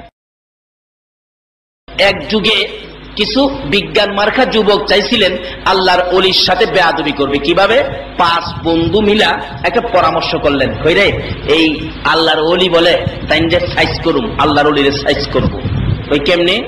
কয় আমরা 5 জনের মধ্যে একজনকে কাফন করামু, জীবিত অবস্থায় কাফন পরামু, কাফন পরাইয়া নিয়া যামু হুজুর জানাজা পড়া দিয়ে জানাজাটা পইরা দেন। যখন জানাজা শুরু করব তুই কাফন লইয়া উইটা দৌড় মারবি, আমরা হাসতে হাসতে হইয়া যাবো গা, অলি করে বলি হয়ে যাইব গা। অথচ আল্লাহর অলির এক একটা দরবার, আল্লাহ বলেন আমার অলিদের দরবারই হলো আমি আল্লাহর দরবার। অলির দরবার কার দরবার? কারণ কোন কোন সময় আল্লাহর অলিদের হাত আমার আল্লাহর হাত হয়ে যা, কোন কোন সময় আল্লাহর অলিদের চোখ, আল্লাহর অলিদের মুখ আমার আল্লাহর হয়ে যা। কিভাবে হয় বাস্তবে আসুন দেখবেন। আপনার লোহা দিয়া দাও, খন্তি, কোরাল বানাই। আচ্ছা এগুলি কিসের মধ্যে দিয়া? আগুনে দিয়া। দেখবেন লোহাটা আগুনের মধ্যে ফালাইলে যখন আগুনের তাপ দিতে থাকে, আগুনের তাপে অনেক সময় লোহাটা কোন রং ধরে বলুন তো? লাল। কিসের রংটা ধরে? একেবারে আগুন। তখন এটাকে আগুন বললেও ভুল হবে না। তাই আল্লাহর ওলিরা আল্লাহর প্রেম সাগরে জাপ দিয়ে আল্লাহর জিকির করতে করতে করতে করতে কোন কোন সময় এমন পর্যায়ে চলে যায় তাদের নিজের কোনো কিছুই নিজের মধ্যে থাকে না। আল্লাহর প্রেম সাগরে তাদের সবকিছু বিলীন করে দিয়ে আল্লাহর আল্লাহিত্বের সবকিছু তার মধ্যে আইসা যায়। জোরে জোরে কান সুবহানাল্লাহ। কিন্তু কখন আসবে এটা বুঝতে হবে। এটা বুঝতে গেলে 4টা এলেম লাগবে, শরীয়ত, তরিকত, হাকিকত, মারফত। এই 4টা এলেম ছাড়া এটা বোঝা সম্ভব নয়। আবার এই 4 এলেম থাকার পরেও যদি আরেকটা দেইরা আরেকটা রূপ আছে কি? শরীয়ত, তরিকত, হাকিকত, মারফত। আরেকটা আছে দেইরা খাচ্ছত। যদি খাচ্ছত ভালো না থাকে, 4 এলেম থাকার পরেও আল্লাহর ওলি চিনা সম্ভব। খাচ্ছত ভালোই দেব।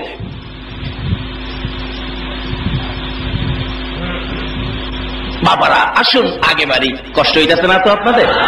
আলোচনা বহু দূরে আছে, মাত্র শুরু করছি। আল্লাহর অলিরে লজ্জা দেওয়ার জন্য 5 বন্ধু, বিজ্ঞান মার্কা বন্ধু পরামর্শ করতেছেন কি করব। কই একটারে কাফনদা বইলা নিয়া দিমু জানাজা পড়তে, একটা তাকবীর দিলেই ওইটা দৌড় মারবি। ঠিক আছে। কাফনের কাপড় বাজারতে আনছে। কাফনের কাপড়ের কালারটা জানি কি, যখন শুয়াই শুইছে কাপড় দেখা কই এটার ভিতরে কে যাইবি? কালু যাইবি? কালু কমাপ চাই। লালু যাইবি? জীবন থাকতে না। তিব্বত আলী আমারে কইস না। কেরামত আলী কি? আমি জানি না। কত কেউ যাইতে না, কারে দিমু? আগে কইছিন কে? কইছে তো সবুজ আলী। হ্যাঁ রে ওই দে, একেরে কইছে, হ্যাঁ রে ওই দে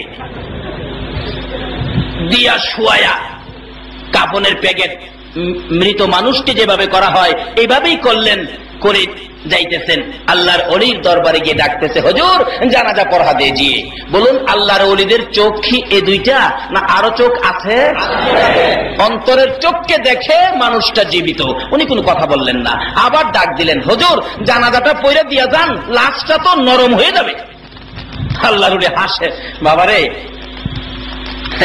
জানাজা নরম হয়ে যাবে? হ্যাঁ,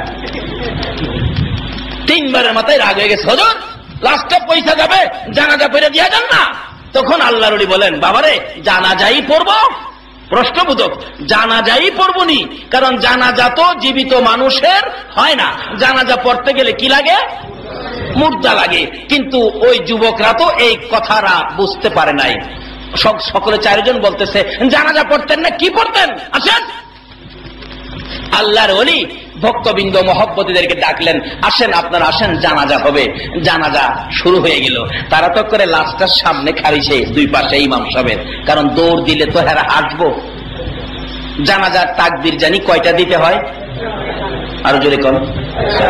যারা জানেন না আজকে শিখেন। জানাজার তাকবীর কয়টা? অনেক সময় দেখবেন জানাজা পড়তে গেলে আমাদের দেশের লোকেরা ঈদ শুরু করে দেয়, আবার ঈদ পড়তে গেলে জানাজা লাগায় দেয়। সব জানে, এই ব্যাপারে গিয়া গাফেল দুর্বল হয়ে যায়। জানাজার তাকবীর কয়টা? শিখেন। জানাজার তাকবীর কয়টা? যারা জানতেন না আজকার মাহফিলে শিখলেন। এই জন্য আল্লাহ এটুকুন মাসলা, এটুকুন অজানা জিনিস জানার কারণে আপনাদের আমল নামায় 1000 রাকাত নফল নামাজের নেকি দিয়া দিচ্ছে। জীবনে 1000 রাকাত নফল পড়ে নাই এমন মানুষ আছে, কিন্তু আজকের মাহফিলে তো পাওয়া গেলেন এরকম এক একটা অজানা পয়েন্টে 1000 করে নফল নামাজের নেকি আপনার আমল নামায় দেওয়া হয়ে যাবে। তাইলে এই মাহফিলের আয়োজনে আপনাদের লাভ হলো না লস হলো? আচ্ছা, জানাজার তাকবীর 4টা শুরু করছে ইমাম সাহেব, আল্লাহর ওলি, আল্লাহু আকবার। এইটা একটা একটা কর, এই তো দৌড়টা মারবো, আল্লাহু আকবার। কয়টা দিল তাকবীর? দৌড়টা তো মারবো রে, আল্লাহু আকবার। কয়টা দিল? কি রে, আল্লাহু আকবার। কয়টা হইছে? 4টে হয়ে গেল। হ্যাঁ ওটা না, ইমাম সাহেব জানাজাও ছাড়ে না। কি রে, কি ঘুমাই গেল? আল্লাহু আকবার। কয়টা দিল? আর জানাজার তাকবীর কয়টা? ইমাম সাহেব দিল কয়টা? 5টা। আসসালামু আলাইকুম ওয়া রাহমাতুল্লাহ, আসসালামু আলাইকুম ওয়া রাহমাতুল্লাহ। লে যাও লে যাও, নিয়ে মারি দিলাম। 4 জন ভন্ডা কাফনের কাপড়ের মুখটা খুইলা দেখে তাদের বন্ধু জীবনের বিধান।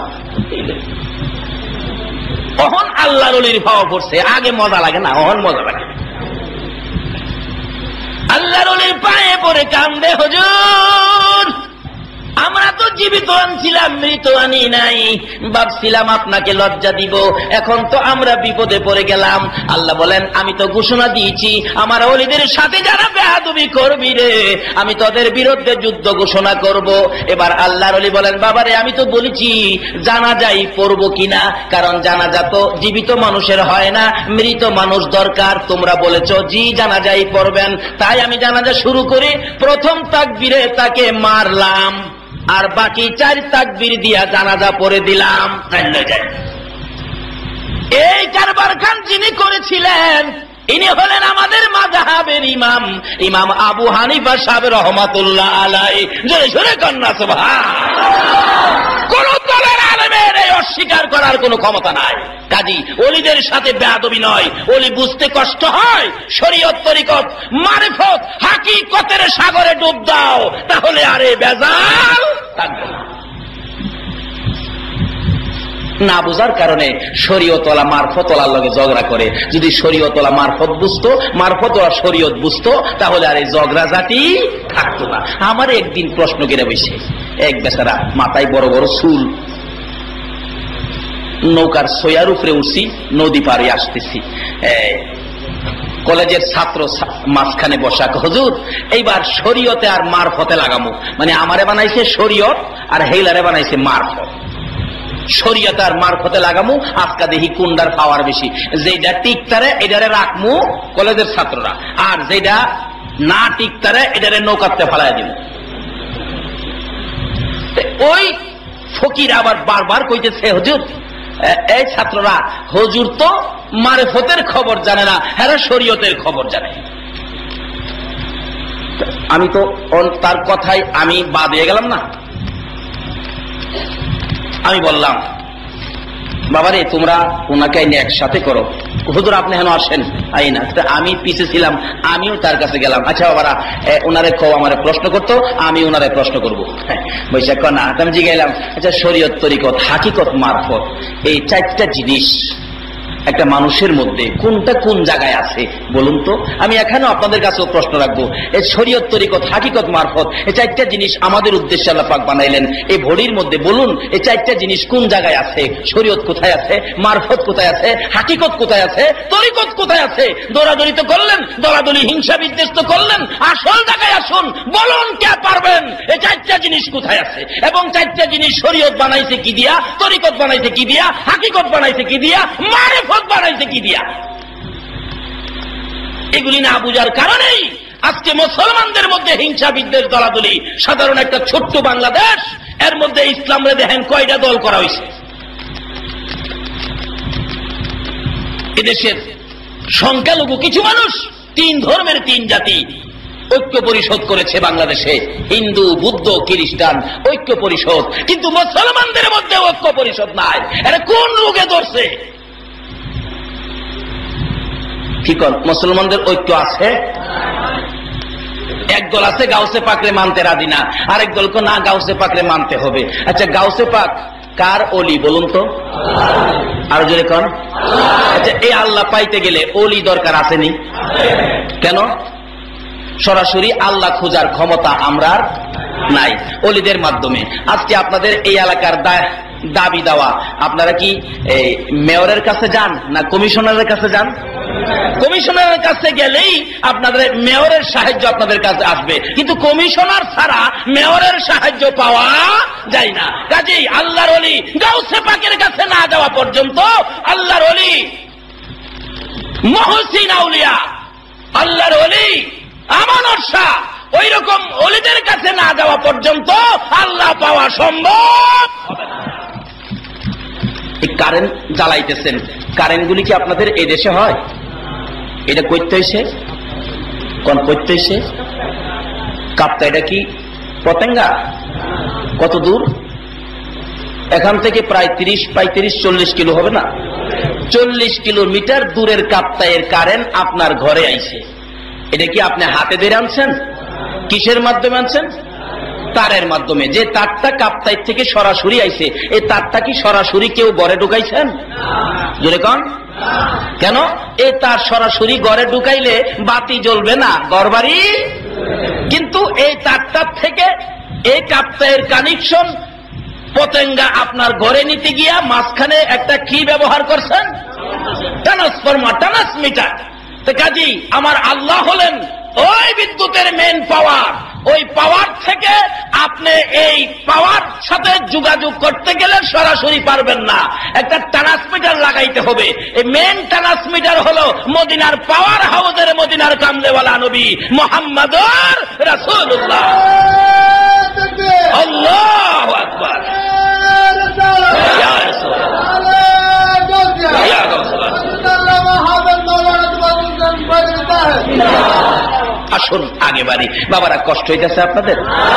আজকে একটু লম্বা হবে। আল্লাহ আল্লাহ রাসূলকে খুশি করার জন্য একটু লম্বা সময় দিতে পারবেন না? এই রাত্রটা দিয়া কবরে যাওয়ার সময় এই রাত্রটা মুটকিরা কবরে লয়ে যাবেন। যদি কিচ্ছুই কবুল না হয়, হাসরের দিন বলবেন, প্রভু গো, ওই রাত্রটাকে ওই পতেঙ্গা মাহফিলে ফুটন্ত গোলাপ ক্রিয়া সঙ্গের উদ্যোগে মাহফিলে বসে যে রাত্রটা কাটাইছিলাম, এই রাত্রটা দাও। আল্লাহ বলবেন, দিলাম। আল্লাহ, এই রাত্রের উসিলাই আমার মাফ করে দাও, আর কিচ্ছু আনতে পারি নাই, শুধু এই রাত্রটা, এর উসিলাই আমার মাফ করে দাও। আচ্ছা, আল্লাহ পারবনি মাফ করতো? বাস্তবে দেখেন, আপনাদের সিবিএস থেকে শহরের ভিতরে বাস চলে, এখান থেকে যদি আপনার একবারে বদ্দার হাট বাস যায়, ভাড়া যদি 30 টাকা হয়, এক লোক দেখবেন টাকা হারায় গেছে, 10 টাকা দিয়ে বলতেছে, কন্ট্রাক্টর আমার কাছে 10টা টাকা আছে, জানি 30 টাকা ভাড়া, টাকা আমার কাছে নাই, আমার লজ্জা দিও না, আমার লজ্জা দিও না। আচ্ছা বলুন তো, টাকা নাই 10 টাকা দিয়া কন্ট্রাক্টরকে বললে কন্ট্রাক্টর কি তারে ফালায় দেয়? কি বলে? না থাকলে তো আমরা এমনিও নেই, উঠেন বসেন। একটা কন্ট্রাক্টর, এই গাড়ির মালিক তো হ্যাঁ না, হ্যাঁ কন্ট্রাক্টর চাকরি করে, হ্যাঁ যদি 30 টাকা ভাড়ার মধ্যে 10 টাকা দিয়া 20 টাকা নাই বলে মাপ চাইলে মাপ দিতে পারে। একটা কন্ট্রাক্টরের চাইতে আমার আল্লাহর দয়া বেশি হবে না কম হবে? সে আল্লাহর কাছে যদি আজকের মাহফিলটা জমা দিয়া বলেন, খোদা গো, আমরা আখিরি নবীর উম্মত, আর কিচ্ছু আনতে পারি নাই, বৃষ্টির মধ্যে মাহফিলের রাত্র দিয়েছিলাম, এর বিনিময়ে আমারে মাফ করে দাও, বলুন আল্লাহ মাফ করতে পারবে কিনা? কিন্তু এই মাপের সুযোগটা অন্য নবী রাসূলের উম্মতেরা পাইতো না, এটা আমরাই পাইলাম। আল্লাহু আকবার বলুন। আল্লাহ খালি উসিলা তালাশ করব, কিভাবে আখিরি নবীর উম্মতের মাপ দেওয়া যায়। হাসরের দিন বিচারের কোর্ট বসাইয়া আখিরি নবীর উম্মতের সিরিয়াল দেখে আনবো। আকিল আলী দিগায় নামাজ পড়ছিলে, রোজা রাখছিলে, আলেমুল আমাদের খাওয়াইছিলে, ওয়াজ মাহফিলে গেছিলে, মসজিদ বানাইছিল, টাকা দিছিলে, সপ্তমকাল যাও যাও জাহান্নামে, যাও জাহান্নামে যাইব, আর একটু পরে পরে ফিরে ফিরে যাইব। ফেরেশতারা কইব, কুদা গো, হ্যাঁ যার ফিরা থাকে আল্লাহ বলবেন, ডাক দে, এই আকেলা নেই দিগা, আর সামনে করে ঠুট বঙ্গ না বলা বানা, সব আপনার সামনে কান্দে না।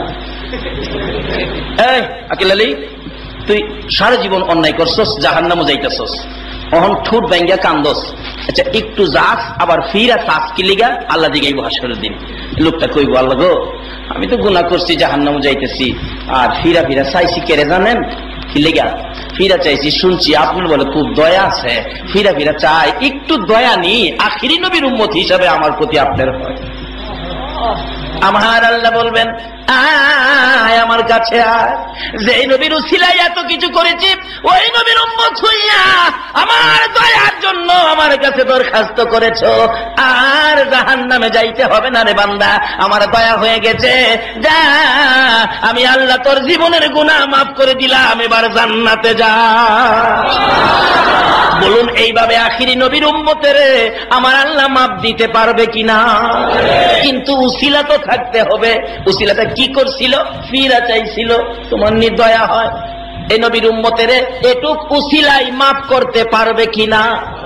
কেন করবে না?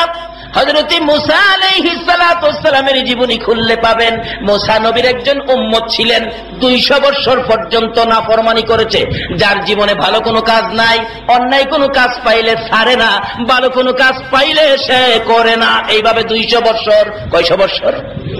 200 বছর পর্যন্ত এইভাবে নাফরমানি করতে করতে হঠাৎ তার মৃত্যু হয়ে গেছে।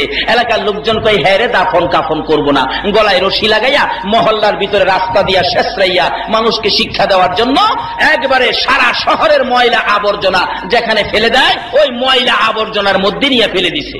একদিন পার হয়ে গেল, একটা মশা মাছি বসে না। 2 দিন পার হয়ে গেল, মশা মাছি বসে না। 3 দিন পার হয়ে যায়, আমার আল্লাহ ডাকে, রে মুসা, ওই ময়লার মধ্যে আমার একজন বন্ধু পড়ে আছে রে মুসা, আমি আল্লাহ নির্দেশ দিলাম আমার বন্ধুটাকে উঠাইয়া কাফন দাফন করো। মুসা নবী বলেন, প্রভু এ কি বললেন? সামাজিক ভাবে সবাই জানে 200 বছরের নাফরমান, আর আপনি তাকে বন্ধু বললেন, কাফন দাফন করার জন্য বলছেন, আমি কিভাবে করব? সমাজ যাকে বয়কট করেছে।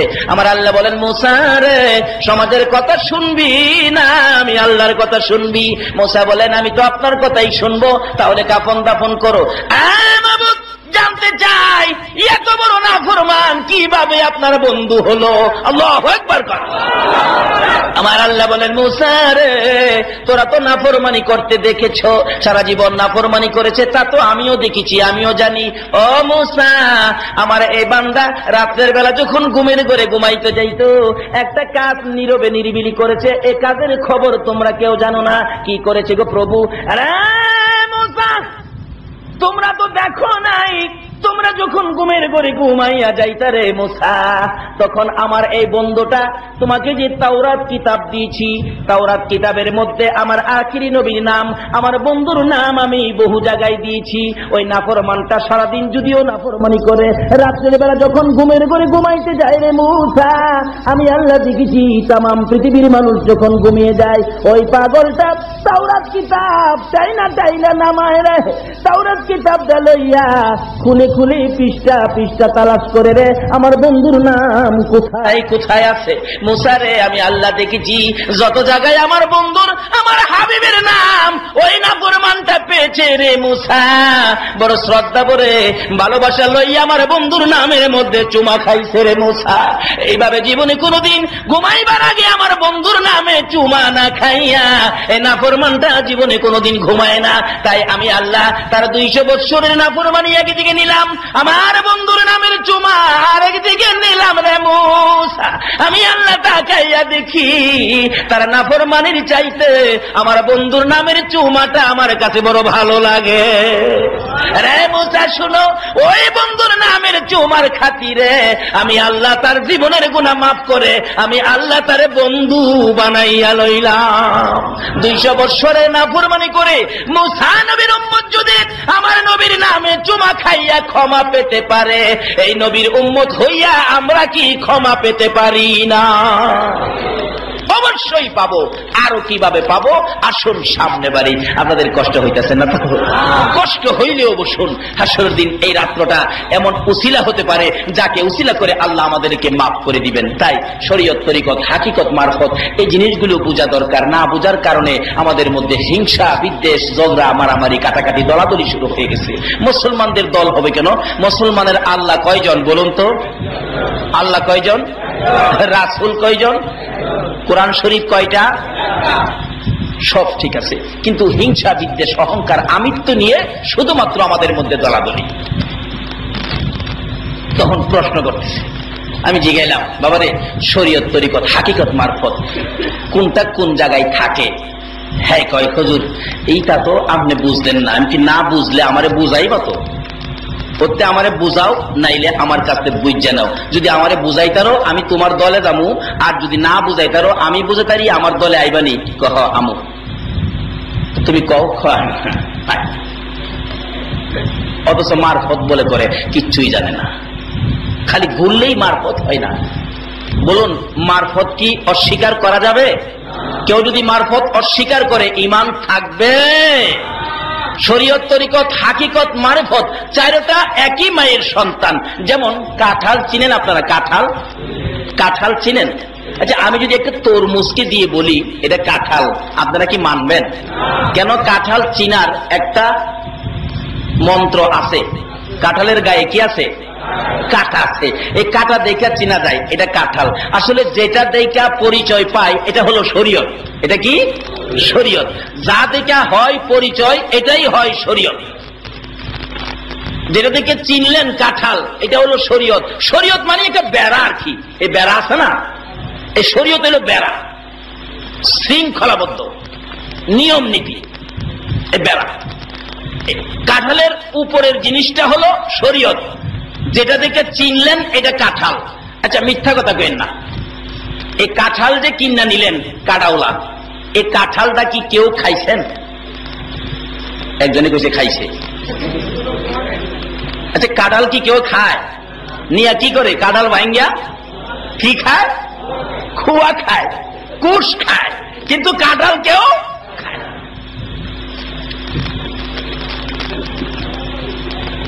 কিন্তু কাঁঠাল কেউ খায় না, আবার কাঁঠালটা বাদ দেওয়াও যায় না। কাজেই কাঁঠাল খায় না, বাদ দিতেও পারে না, কিন্তু শরীয়ত বাদ দিয়া মারফত হয় না। কারণ চারোটা একই মায়ের সন্তান।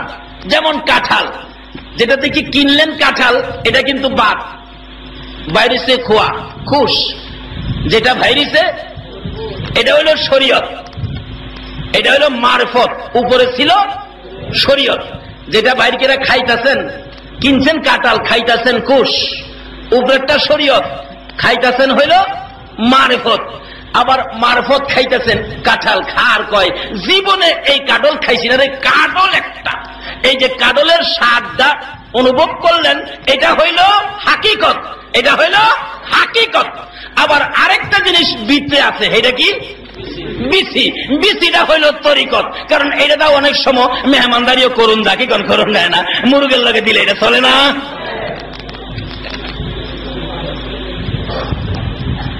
একটা কাঁঠালের মধ্যে চারটা আছে কিনা বলুন তো? এই শরীয়ত আছে, তরিকত আছে, হাকিকত আছে, মারফত আছে। আসলে একটা মানুষের মধ্যে সব আছে, শরীয়ত, তরিকত, হাকিকত, মারফত। একটা অস্বীকার করলে আপনার ঈমান নষ্ট হয়ে যাবে। তখন শরীয়তওয়ালারা কয় মারফতওয়ালারা কি বুঝে, আর মারফতওয়ালারা কয় শরীয়তওয়ালারা কি বুঝে। এই কিন্তু আমাদের মধ্যে দ্বন্দ্ব।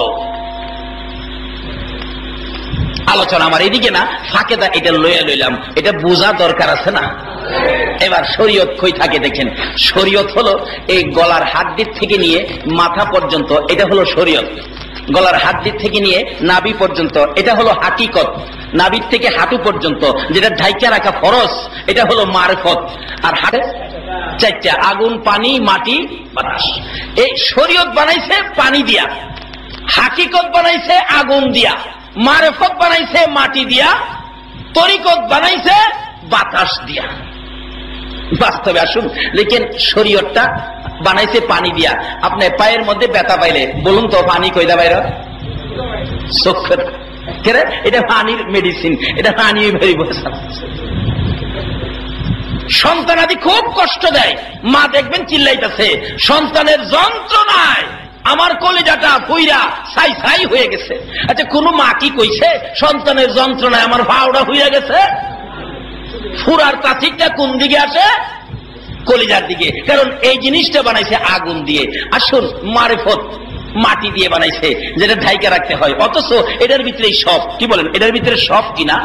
আজকে আমাদের মা বাবা এই মারফত ব্যবহার করাতেই আজকে আমরা দুনিয়াতে আইলাম, অথচ কেউ দেখে নাই। এটা গোপন, গোপন জিনিসটাই হলো মারফত।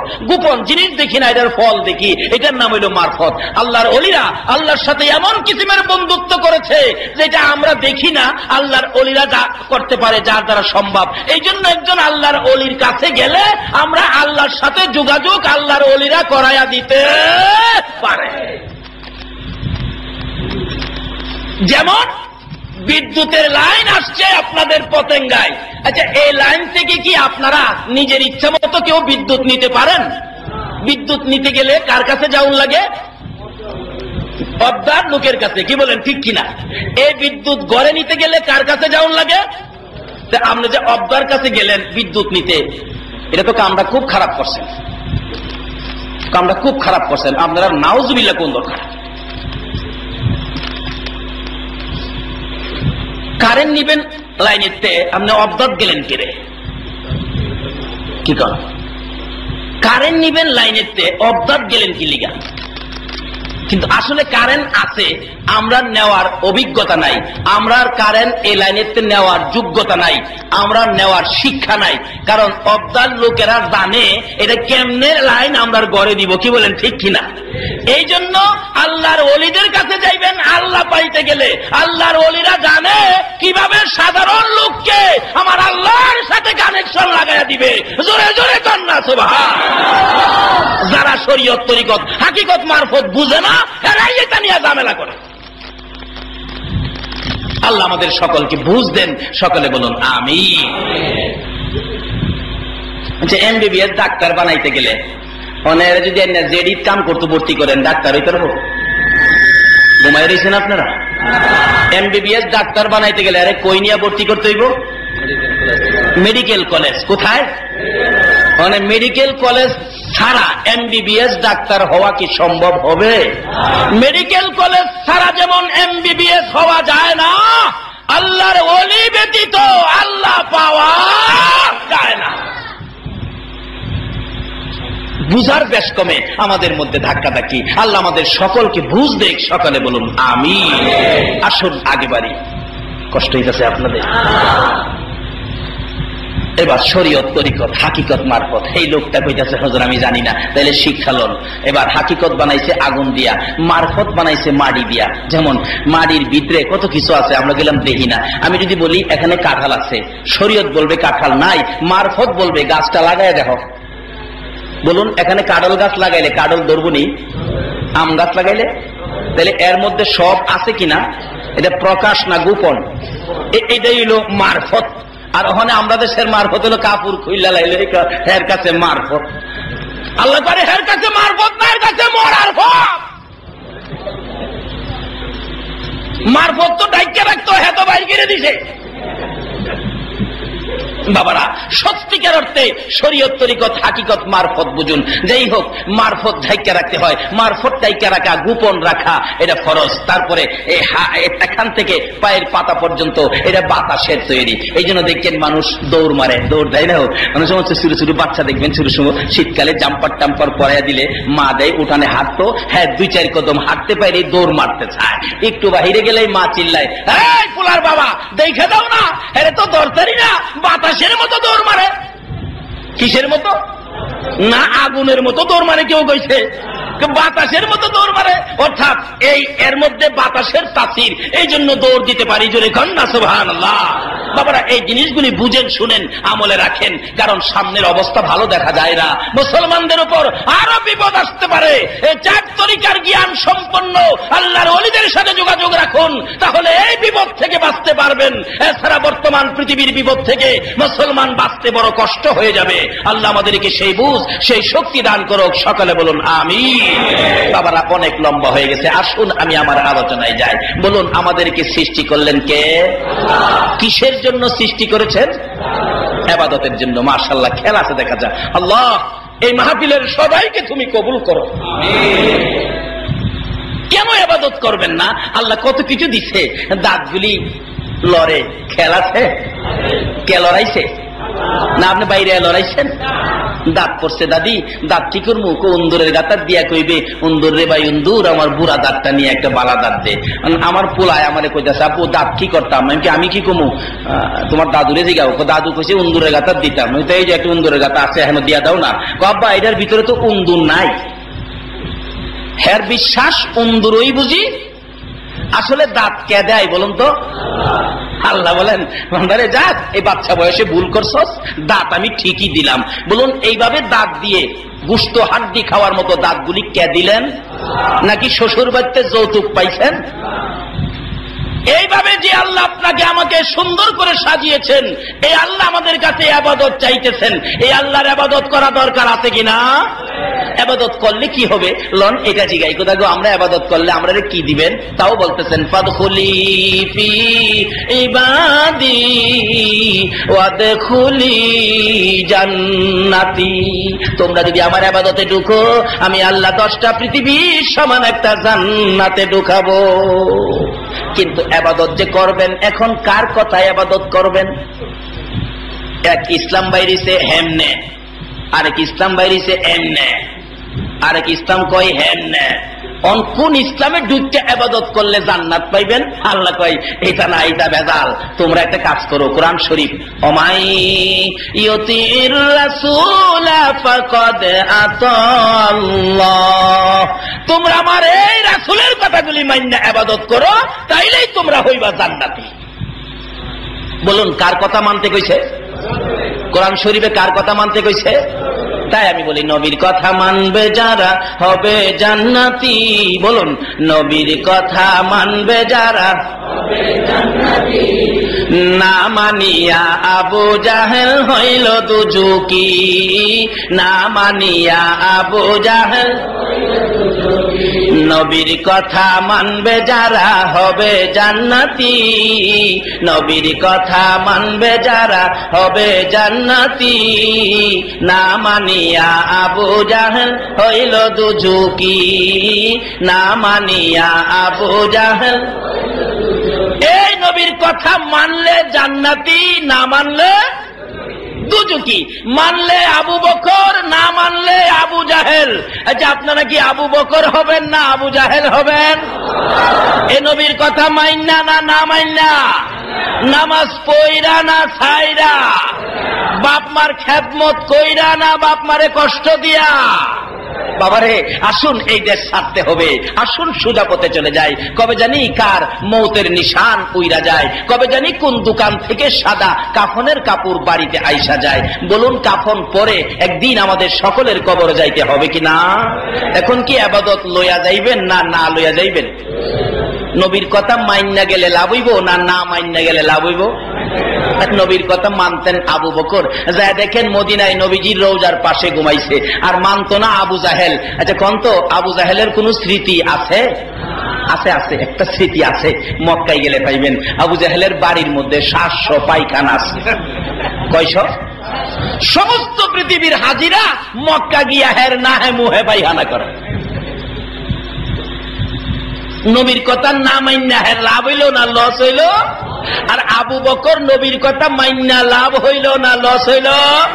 কাজী এই নবীর কথা মানার জন্য আল্লাহ বলছে কোন দলাদলির পক্ষে আমরা যাইতে রাজি না, আমরা নবীর পক্ষে থাকবো। রাজি আছেন? নবীর পক্ষটাই হইল আমার আল্লাহর পক্ষ। তাই তো আল্লাহ বলেছেন ওমাইয়ুতির রাসূলা ফাকাদ আতাল্লাহ। এই নবীর কথা মানলেই হবে। আমি আল্লাহর কথা মানা কেন? নবী নিজে বানায়া কোনো কথা বলতেন না, আমি যা বলাইছি তাই আমার নবী বলছে। বলুন এই নবীর কথা মানলে লাভ হয় না লস হয়? বাবারা আসুন, এই নবীর কথা মানলে যে কি লাভ হয়। আবু জাহেল না মানলে কি ক্ষতি হয়েছে? আবু জাহেলের বাড়ির পায়খানা হাজী সাহেবরা যায় ওই পায়খানা করে। সমস্ত পৃথিবীর মুসলমান হজ সিজনে যারা হজ করতে যায়, বলুন মক্কায় গিয়ে আবু জাহেলের বাড়ির কাপড় আলগি দেয়নি? নবীর কথা না মানলে হের ভাগ্যটা ভালো হইল না খারাপ হইল? নবীর কথা মানবে যারা হবে জান্নাতি। বলুন নবীর কথা হবে জান্নাতি। না মানিয়া আবু জাহেল কি, না মানিয়া আবু জাহেল। মানলে জান্নাতি, না মানলে জাহান্নামী, মানলে আবু বকর, না মানলে আবু জাহেল। বলুন আপনারা কি আবু বকর হবেন না আবু জাহেল হইবেন? আল্লাহ এই মাহফিলের সবাইকে আবু বকরের মতো কবুল করো, সকলে বলুন আমিন। আবু বকর হইতে গেলে বলুন নবীর কথা মানতে হবে কিনা? এই নবীর কথা যারা মানবে তাদের দাম কত? নবীর একজন সাহাবী ছিলেন, বড় আদরের সাহাবী। ও পতেঙ্গার ভাইরা শোনো, নবীর আদরের হও, নবীরে ভালোবাসা দাও। এই নবীর ভালোবাসা ব্যতীত আল্লাহর জান্নাত পাওয়া যায় না। অথচ আমার নবী 63 বছর জিন্দেগি উম্মতি উম্মতি বলে কাঁদছে কিনা কন্ত? মা আয়েশা সিদ্দিকার ঘটনা বলতেছিলাম, এখন দূরে আয়েশা গেছি। মা আয়েশা বলেন, আমি নবীজির চেহারা মুবারকে তোল মালিশ করার জন্য গেলাম, যাইয়া দেখি আমার নবীর সমস্ত চেহারার মধ্যে কালো কালো দাগ দেখা যায়। প্রশ্ন করে বসলেন মা আয়েশা সিদ্দিকা, ইয়া রাসূলুল্লাহ, আপনার চেহারায় কালো কালো দাগগুলো কিসের? আপনার কি বসন্ত হয়েছিল? না রে আয়েশা, হয় নাই। খাজলি পাসরা হয়েছিল? না, আমার শরীরে বসন্ত খাজলি পাসরা হবে না, আমার শরীরে এই সমস্ত রোগ হওয়া নিষেধ, আল্লাহ কোনদিন আমাকে দিবে না। হুজুর গো, জানতে চাই এত সুন্দর চেহারায় দাগগুলো কিসের? আমার নবী মা আয়েশার দিকে মুখটা ফিরাইয়া দুইটা চোখের পানি ছেড়ে দিলেন। রে আয়েশা, এই দাগগুলো খাজলি পাসরা নয়, বসন্তের নয়, এগুলি হলো রে আয়েশা আমি যেদিন মক্কাবাসীর যন্ত্রণায় রে আয়েশা বুক ভর্তি ব্যথা, চোখ ভর্তি পানি লইয়া আমার দুধ মায়ের দেশ হালিমার দেশ তাইবের জমিনে গিয়েছিলাম। আয়েশা রে, এক বয়সের যুবকেরা রে আয়েশা আমাকে চারিদিক ঘেরাও করে ফেলেছে, হাতের মধ্যে পাথর জমাই আমার দিকে আসতেছে। আমার সঙ্গী ছিলেন সাঈদ ইবনে হারেসা। যায়েদ দৌড়াইয়া ওই যুবকদের সামনে দাঁড়াইয়া প্রশ্ন করতেন, ও যুবকেরা, তোমরা পাথর নিয়ে কেন আমার নবীর দিকে আসতেছো? তোমরা কি আমার নবীকে পাথর মারবা? যুবকেরা রে, তোদের হাতে দড়ি পায়ে পড়িবে, আমার নবীরে মারিস না রে, আমার নবীর মা নাই বাবা নাই, যদি আমার নবীকে তোদের মারতে ইচ্ছে হয় রে তাইবের যুবকেরা, আমি যায়েদ ইবনে হারেসা বুকটা পেতে দিলাম, মার, আমারে কত মারবি, মারতে মারতে দুনিয়ার থেকে বিদায় করে দে, আমার কোনো দুঃখ থাকবে না, আমার রাসূলের গায়ে মারিস না। যুবকেরা কোনো কথাই শুনে না। আমার নবী বলেন, আয়েশা রে, কিছুক্ষণের মধ্যে দেখি তাইবের যুবকেরা আমার নিকটবর্তী আয়েশা আমাকে চারদিক ঘেরাও করেছে। আমি নিজেও বলতেছিলাম, যুবকেরা রে, আমারে কি মারবি? আমারে মারিস না রে, আমারে মারিস না, আমার মা নাই বাবা নাই। তারপরে একটা যুবক ইশারা করলেন মারার জন্য, এমন সময় পাথর মারে রে আয়েশা, যে দিকটা পাথর আমার গায়ে লাগে রে, ক্ষত বিক্ষত হইয়া রক্ত মুবারক সেইটা বাহির হয়। এমনি সময় একটা পাথর আমার ডাইন পাশের কপালের মধ্যে লাগছে রে আয়েশা, মাঝখান দিয়ে কপাল ফাইটা গেলে চাপা দিয়ে ধরলাম, বাম পাশে আরেকটা পাথরে লাগছে, চাপা দিয়ে ধরলাম, দুইটা হাত রক্ত মুবারক লাল লাল হয়ে গেছে, চেহারা লাল লাল হয়ে গেছে, রক্ত মাখা দুইটা হাত বাড়াইয়া বলেছিলাম, যুবকেরা রে, আমারে আর মারিস না রে, আমি সইতে পারি না, আমারে মারিস না, আমার মা নাই বাবা নাই, আমারে কে আদর করবে, কে মায়া করবে? তারপরও গো আয়েশা, পিছন দিয়ে একটা শক্তিশালী যুবক বড় একটা পাথর লইয়া আমার ঘাড়ের মধ্যে যখন মারলো, আমি উপর হইয়া জমিনে পড়ে গেলাম, এরপরও আমারে মারে রে, মারতে মারতে পাথরের নিচে ফালাইছে।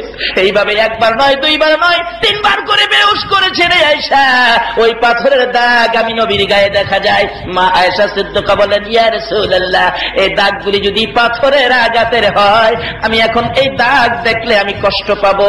আল্লাহর বন্ধু গো, আপনার দাগ আমার আল্লাহ কবুল করেন, একটু দোয়া করুন না, দাগগুলো যেন পরিষ্কার হয়ে যায়। আমার নবী কান্দে, আয়েশা রে, না না, দাগ দোয়া করে পরিষ্কার করব না। আসরের জমিন যেদিন কায়েম হবে রে, আদাত উপরে সূর্য চলে আসবে রে আয়েশা, এই মাটির জমিনটা আমার জমিন হয়ে যাবে।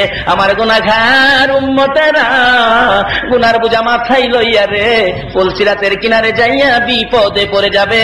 ওই উম্মতেরা বিপদে পড়ে নবী কই নবী কই বলে কাঁদবে, পাগলের মতো ছোটাছুটি করবে রে, এতিমের মতো কাঁদবে রে আয়েশা। ওই দিন আমি নবী ওই চেহারার মধ্যে কালো দাগ, এক একটা দাগের বিনিময় আমার কোটি কোটি গুনাহগার উম্মতের নাজাতের দাবি করব। যেই নবী উহুদের জমিনের, তাইবের জমিনের শত কষ্ট উম্মতের নাজাতের জন্য তুলে ধরবেন, বলুন এই নবীর কথা মানা দরকার আছে কিনা? তাই নবীর কথা মানবে যারা হবে জান্নাতি। বলুন নবীর কথা না মানিয়া আবু জাহেল হইল দুজুকি, না মানিয়া আবু জাহেল। নবীর কথা মানতে রাজি আছেন? আজকে নবীর ভালোবাসা দিয়ে মদিনার দাম বাড়ছে না কমছে? মদিনার নাম ছিল ইয়াসরেব, পাথরের দেশ, বালির দেশ, কিচ্ছুই ছিল না। আমার আল্লাহ বলেন ইয়াসরেব নামের মদিনারে, পাথরের দেশ, বালুর দেশ মদিনারে আমার নবীকে ভালোবাসা দিয়েছ, এই নবীর ভালোবাসার বিনিময় সোনার মদিনা বানাইয়া দিলাম। যে নবীর ভালোবাসা ইয়াসরেব নামের বালু পাথরের দেশ সোনার মদিনা হয়, এই নবীর ভালোবাসা যদি সোনার বাংলার লোকেরা দেয়, বলুন এই বাংলার অবস্থা ভালো হবে না খারাপ হবে? দেখছেন না তো জান্নাতি হুর। ও বাঙালি ভাইরা, ও পতেঙ্গার যুবকেরা, আদাইম্যা ভাদাইম্যা কালাকুলার লগে ভালোবাসা কিনা কত কষ্ট করো। আর এক একজন হুর কত সুন্দর হবে। রাসূল বলছেন এক একটা জান্নাতের হুর 70 পেসের শাড়ি পরবে, 70 পেসের শাড়ি পরলেও 70 পেসের ভিতর দিয়ে সুন্দর দেখা যাইব। নবীর কথা সত্য হবে না মিথ্যা হবে? আসুন এই নবীর পক্ষে যাই, নবীর কথাগুলো মানি। নবীর আদরের নাতি হযরতে হুসাইন রাদিয়াল্লাহু তাআলা আনহু জীবনী খুলুন। ছোটকালে উমর যখন মদিনার শাসক, উমরের ছেলে আব্দুল্লাহর সাথে খেলতে গিয়ে, উমর ছেলে তার তো রাষ্ট্রপতি, রাষ্ট্রপতির ছেলের সাথে খেলতেছে হুসাইন। এক পর্যায়ে হুসাইন উমরের ছেলেকে বলে ফেললেন, গোলামের বাচ্চা। আব্দুল্লাহ কয়, হুসাইন কারে গোলামের বাচ্চা কইছো, টের পাও না? বুঝামু আজকা। বাড়ি যাইতেছে আর কইতাছে, অনেক দিন হইলে তো খবর হইতই, কি কর অহন্ত গরিবের পোলা যদি অপরাধ করে বিচারের লেগে হগলে আইয়ে, ঠিক নিও। আর বড় লোকের পোলা অপরাধ করলে ছাইরা দে। ওসি সাহেব যদি দইরা থানায় নেয়, উপরে টেলিফোন আইলে ঘরে সর্বনাশ এমপি সাহেবের বাতিজা। আচ্ছা বলুন তো, কবর হাসর মিজান কারো বাতিজা দোহাই দিলে কাম হইব? একমাত্র একটা দোহাই মানে কবরে দেওয়ার সময় কি বলে দেওয়া হয়? বিসমিল্লাহি ওয়ালা মিল্লাতি রাসূলিল্লাহ। আরে যে রাসূলের নাম কবরে ব্যবহার করলে আপনার রাসূলের দোহাইটা মানবে? আজকে এই রাসূলকে চিনা মানা আমাদের দরকার আছে কিনা? মানলে কি লাভ দেখেন। এই তো শেষ পর্যায়ে এসে গেছি, আর 15-20 মিনিট সময় দিবেন না আপনারা? আল্লাহ কবুল করো, সকলে বলুন আমিন। এবার কি যে মজার ব্যাপার, ডাকতেছে আমার গোলামের বাচ্চা কইছো। আমার বাবা হইলো মদিনার প্রেসিডেন্ট, বাড়ি গেছে। আবু হুসাইন আমারে কয়, আমি বলে গোলামের বাচ্চা। আব্বা আপনারা একটা সঠিক বিচারক? হ্যাঁ। আপনারা না জঙ্গলার বাঘে ভয় পায়? হ্যাঁ। আপনি চিঠি দিলে না নদীর পানি জোয়ার আসে? হ্যাঁ। হুসাইনের বিচারটা আপনার করতে হবে, নাইলে আমি ভাত খাবো না, আমি আপনার কাছেও আসবো না। ছোট বাচ্চা অভিনয় করে বসছে। ওমর দুইটা চোখের পানি জর্জর করে ছেড়ে দিছে। বাবা গো, এমন এক ব্যক্তির নামে বিচার দাখিল করেছো, যে ব্যক্তিটাকে দেখেছি আমার নবী কাদের মধ্যে লইয়া রাখতো। আমার নবী যে হুসাইনের দুই গালে না না না না কইয়া চুমাইতো। আমার নবী নামাজের সেজদায় ছিলেন, হুসাইন রাদিয়াল্লাহু তাআলা আনহু বাচ্চা নবীজির গার মুবারকে চইরা বসে মাথার চুল মুবারকে ধরে নাচতেছে। আমার নবী সুবহান রাব্বিয়াল আলা 5 বার 7 বার 9 বার 11 বার হুসাইন নামতেছে না। নবীজি ভাবতেছেন এইভাবে তাসবিহ যদি বাড়াইতে থাকি আমার আল্লাহ যদি প্রশ্ন করে বন্ধু গো নাতি পাইয়া কি আমারে ভুলে গেছো। আমার নবী ইচ্ছে করলেন হাতটা উঠাইয়া নামাজ থেকে হুসাইনকে গার থেকে টান্দা নামাবেন। আমার আল্লাহ বলেন জিবরাইল যারে আমার বন্ধুর কাছে যা, আমার বন্ধুর গাড়ির উপর হুসাইন বসে আছে, আমি আল্লাহর কাছে বড় সুন্দর লাগে রে। আমার বন্ধুর কানে খবর দে হুসাইন যতক্ষণ পর্যন্ত ইচ্ছা করে গাড়ি থেকে না নামবে ততক্ষণ পর্যন্ত আমার বন্ধু যেন সেজদায় পড়ে থাকে। আরে আব্দুল্লাহ ওই হুসাইনের বিচার করার মতো ক্ষমতা আমি উমর রাখি না। না বাবা মানি না, বিচার করতেই হবে। যাও ঠিক আছে শুক্রবার দিন বিচার হবে। আগেকার দিনে বিচারগুলি মসজিদে হতো, আর ওহন বিচার মসজিদে হইব কেমনে? একটা বিচার করতে গেলে 45টা মিশা কথা কোন লাগে, ঠিক না? কত যে বেজাল বিচার আসার গেলে। এক বেটা বিচারের মধ্যে সাক্ষী বানায় নিছে একজনকে 500 টাকা দিয়া, আমার পক্ষে সাক্ষী দিবি। আচ্ছা চাচা গিয়া হের বিপক্ষে কইতাছে, কিরে কি মানে আমার ভাষ্য কই? হ্যাঁ হ্যাঁ চাচা কি করবো আপনার ফাঁসে, আমার তো মাইরা লাইছে 10-এ। এই রূপ আছে কিনা আমরা বাঙালির চরিত্রে? বাবারে এই জন্য তো আমরা বিপদে পড়ে আছি। আমার নবীর আদর্শের মধ্যে বলুন এমন কোন বেজাল আছে? তাই আল্লাহ বলছে এই নবীর কথাগুলি মানেন। কবরে যাওয়ার আগে আসুন পরিষ্কার হয়ে যায়, কেউ যাবে না কবরে সাদা পোশাক পরে আপনাকে আমাকে বিদায় করে দিবে। আচ্ছা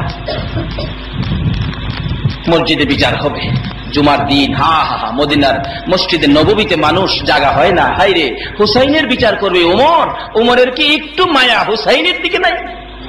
অথচ রাসূল বলতেন হুসাইনকে কুলে নিয়ে, হুসাইন তুমি আমার আমি তোমার, তোমাকে যে কষ্ট দিবে সে যেন আমি রাসূলকে কষ্ট দিই।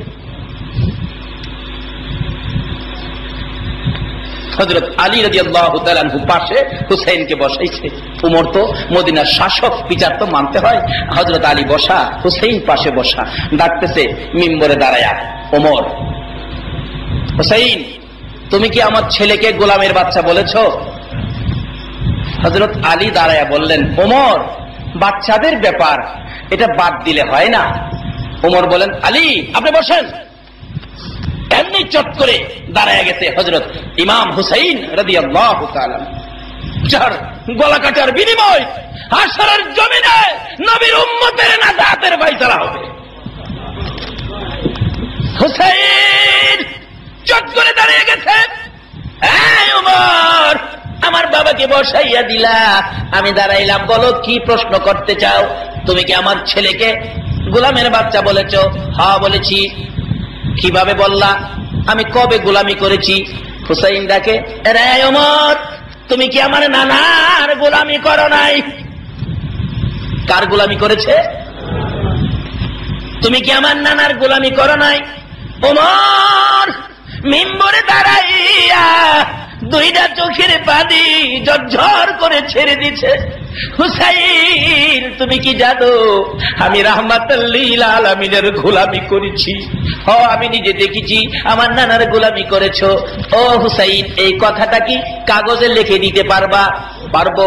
কাগজে লিখে দিলেন, উমর আমার নানার গোলামি করেছে তাই তার ছেলেকে গোলামের বাচ্চা গালি দিয়েছি ইমাম হুসাইন। উমর হুসাইনের হাতের লেখা কাগজটুকু লইয়া মিম্বরে দাঁড়াইয়া কাঁদে। আরে মসজিদে নববীর মুসল্লিরা, আমি ওমর আর হাসরের ভয় করি না। আমার নবীর আদরের নাতি জান্নাতি যুবকদের সর্দার হুসাইন আমারে নোটিশ দিয়েছে, আমাকে স্লিপ দিয়েছে, আমাকে দলিল দিয়েছে, আমার সার্টিফিকেট দিয়েছে। আমি বলে আল্লাহর বন্ধুর গোলামি করেছি। আমি ওমর যখন মারা যাব রে মসজিদে নববীর মুসল্লিরা আমাকে কাফন যখন পরাবে হুসাইনের লেখা দলিল টুকুন, হুসাইনের লেখা সার্টিফিকেট টুকুন আমি ওমরের হাতের মধ্যে দিয়ে দিও। হাসরের জমিনে যদি আমি ওমরের আর কোনো কিছু কবুল না হয় হুসাইনের লেখা কাগজটা লইয়া দাঁড়াইয়া বলবো, মাউত, এই যে দেখা হুসাইন বলেছে আমি বলে তোমার বন্ধুর গোলামি করেছি। হুসাইনের হাতের লেখা চিঠি যদি ওমরের মতো ব্যক্তি উসিলা বানাইয়া কবর নিতে পারে, বলুন নবীর হাতের লেখা চিঠির পাওয়ার আরো বেশি হবে কিনা?